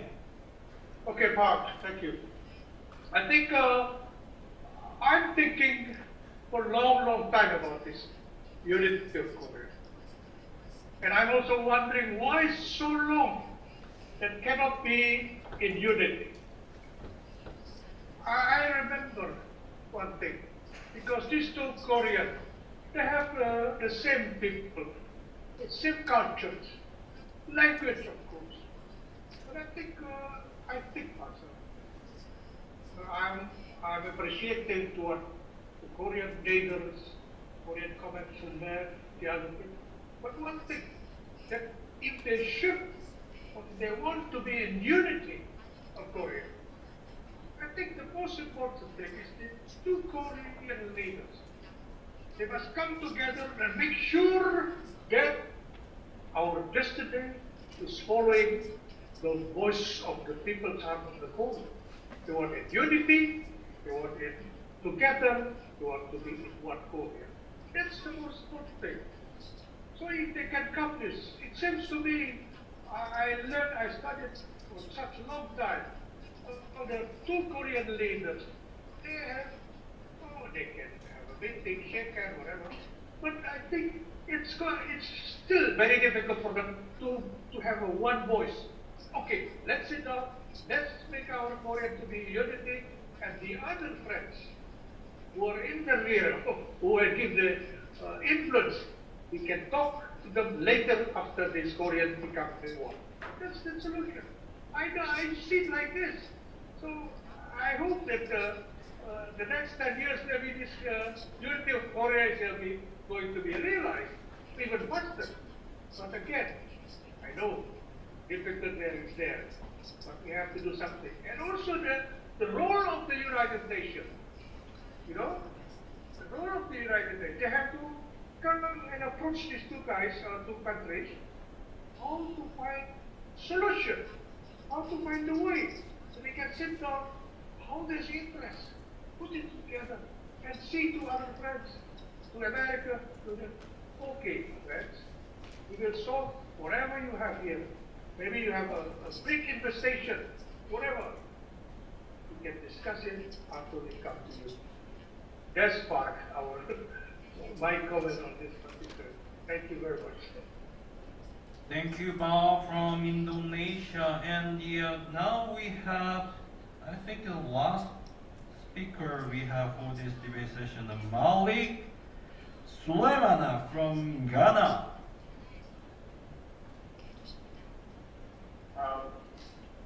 Thanks for inviting me. Hello, can you hear me? Yes. Yes, yes, can you hear me? Yes, we can hear. Okay, thanks for inviting me once again.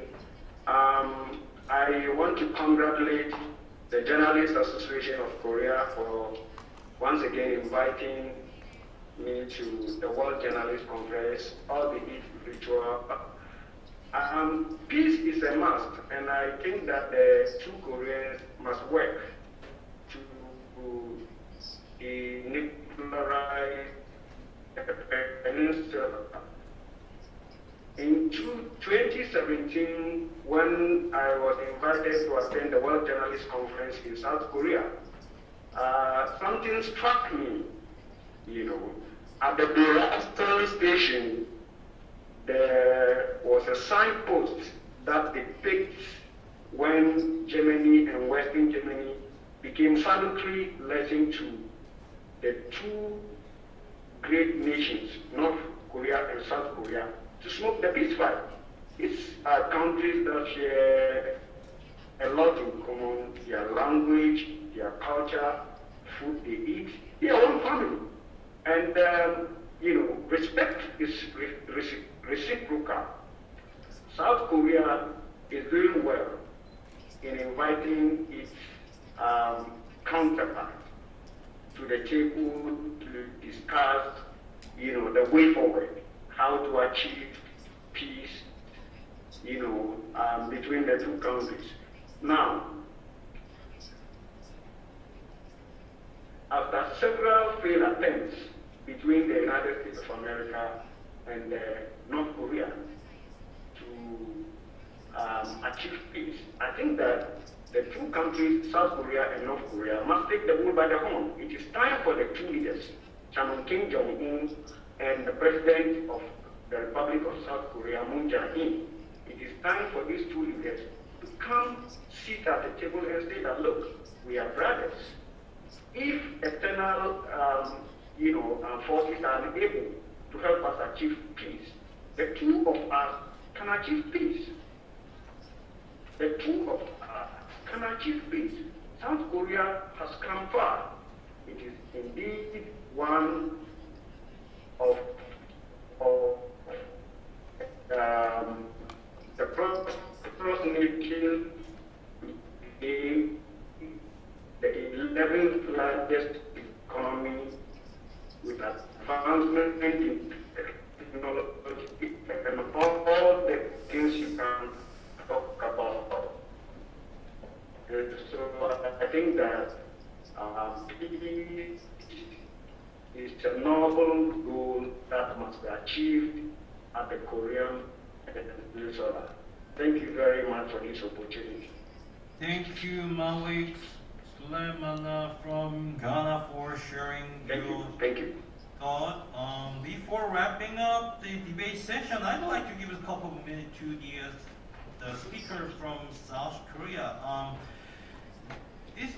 You can a little bit more freer than the previous question. If you have anything you want to share with the international journalists now on the screen, could you say any information or something you want to share with them?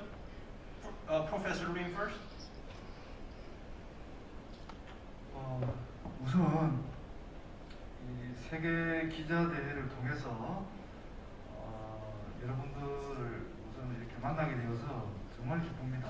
그리고 여러분들이 주신 그 한반도 평화와 통일을 위한 아주 유익한 그런 그 의견들을 듣고 정말 많이 배웠습니다. 그래서 여러분들의 의견들을 제가 우리 정부 쪽에도 좀 전달하고 또 기회가 되면 북한 쪽에도 전달해서 남북한 여러분들이 희망하시는 대로 좀 더 평화롭게 지내고 또 통일에 좀 가까이 갈 수 있도록 하는데 제가 좀 역할을 하려고 합니다. 그런 여러분들의 의견을 잘 전달하는 역할이 또 저한테 매우 중요하다는 생각을 지금 이 자리에서 다시 하게 되었고요. 지금 이제 이 한반도에서 이 평화와 또 번영이 이전보다 진전이 된다면 그거는 우리 한국인들만이 누리는 그런 평화와 번영이 아니라 이웃 국가들, 우리 아시아, 아프리카, 미국 이 모든 나라들이 함께 누릴 수 있는 그런 평화와 번영을 만들려고 하는 것이 문재인 대통령의 확고한 생각입니다. 그리고 또 전문가들이 또 적극 지지하는 그런 생각이기도 합니다. 그래서 앞으로 여러분들이 기자로서 좀 더 이렇게 한반도 문제에 관심을 가져주시면 언젠가 여러분들에게도 분명히 좋은 어떤 그런 또 지금보다 훨씬 좋은 기회가 주어지지 않을까 이렇게 생각합니다. 마지막으로 여러분들 정말 어려운 여건 속에서도 이 한반도 평화뿐만 아니라 전 세계의 평화와 또 공정, 정의 이런 걸 실현하는데 앞장서 주시는 데에서 진심으로 감사드리고 또 존경의 뜻을 표합니다. 이 코로나 팬데믹 시대에 좀 더 여러분들의 건강도 잘 지키시고 또 여러분들이 개인적으로 소망하시는 일들도 잘 해결되기를 진심으로 바라면서 제 마지막 인사말을 마치겠습니다. 감사합니다. Thank you, Professor Ring, for sharing your thought and goodwill wish. And what about Mr. Wang? Anything you want to share more? I'd like to say a little bit of thank you, everyone. I mean,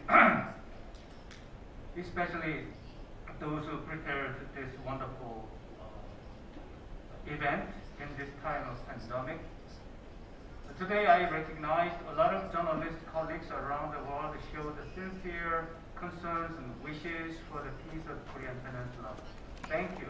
I'm grateful that the voices you understand why Korean wants peace and reunification, and I mean the separated brothers and sisters. So I'd like to ask one more time that the journalists around the world focus on the issue of a separate family as a humanitarian tragedy. And I hope that energy ideologies and voices we shared today and exchanged today help Koreans to achieve a long dream of reunification and a peace regime in Korean Peninsula. Thank you so much again, everyone. Goodbye. Thank you, Mr. Hwang. Now the time has come to wrap up the World Journalist Conference 2020. First of all, I'd like to extend my heartfelt appreciation to all the presenters, debaters, observers, and many others who toil behind the scene to make this conference a success. As we all know, we had to get everything done online because of the COVID-19 pandemic, and making it possible was a very, very challenging task. But we did it anyway, and it seems to be true that there are no limits for the capacity of a human being. And at the same time, I admit that there were issues that might have caused inconvenience to some of you. I ask for your understanding and forgiveness with a big heart.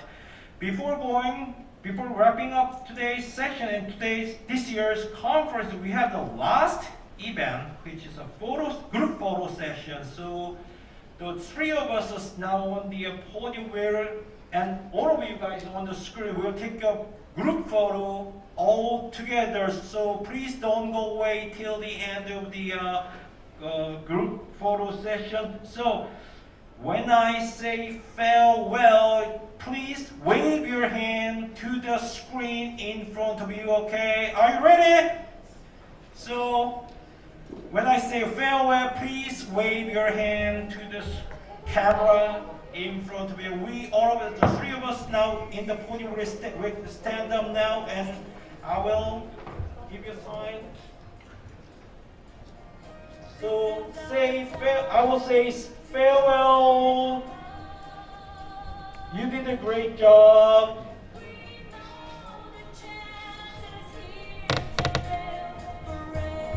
And also stay healthy amid the pandemic. We will soon again in the near future.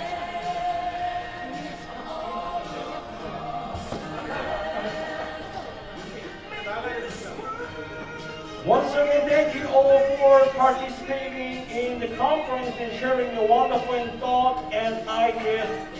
It has been a pleasure being with all of you over the last 3 days. Stay healthy amid the pandemic. God will bless you. Thank you so much.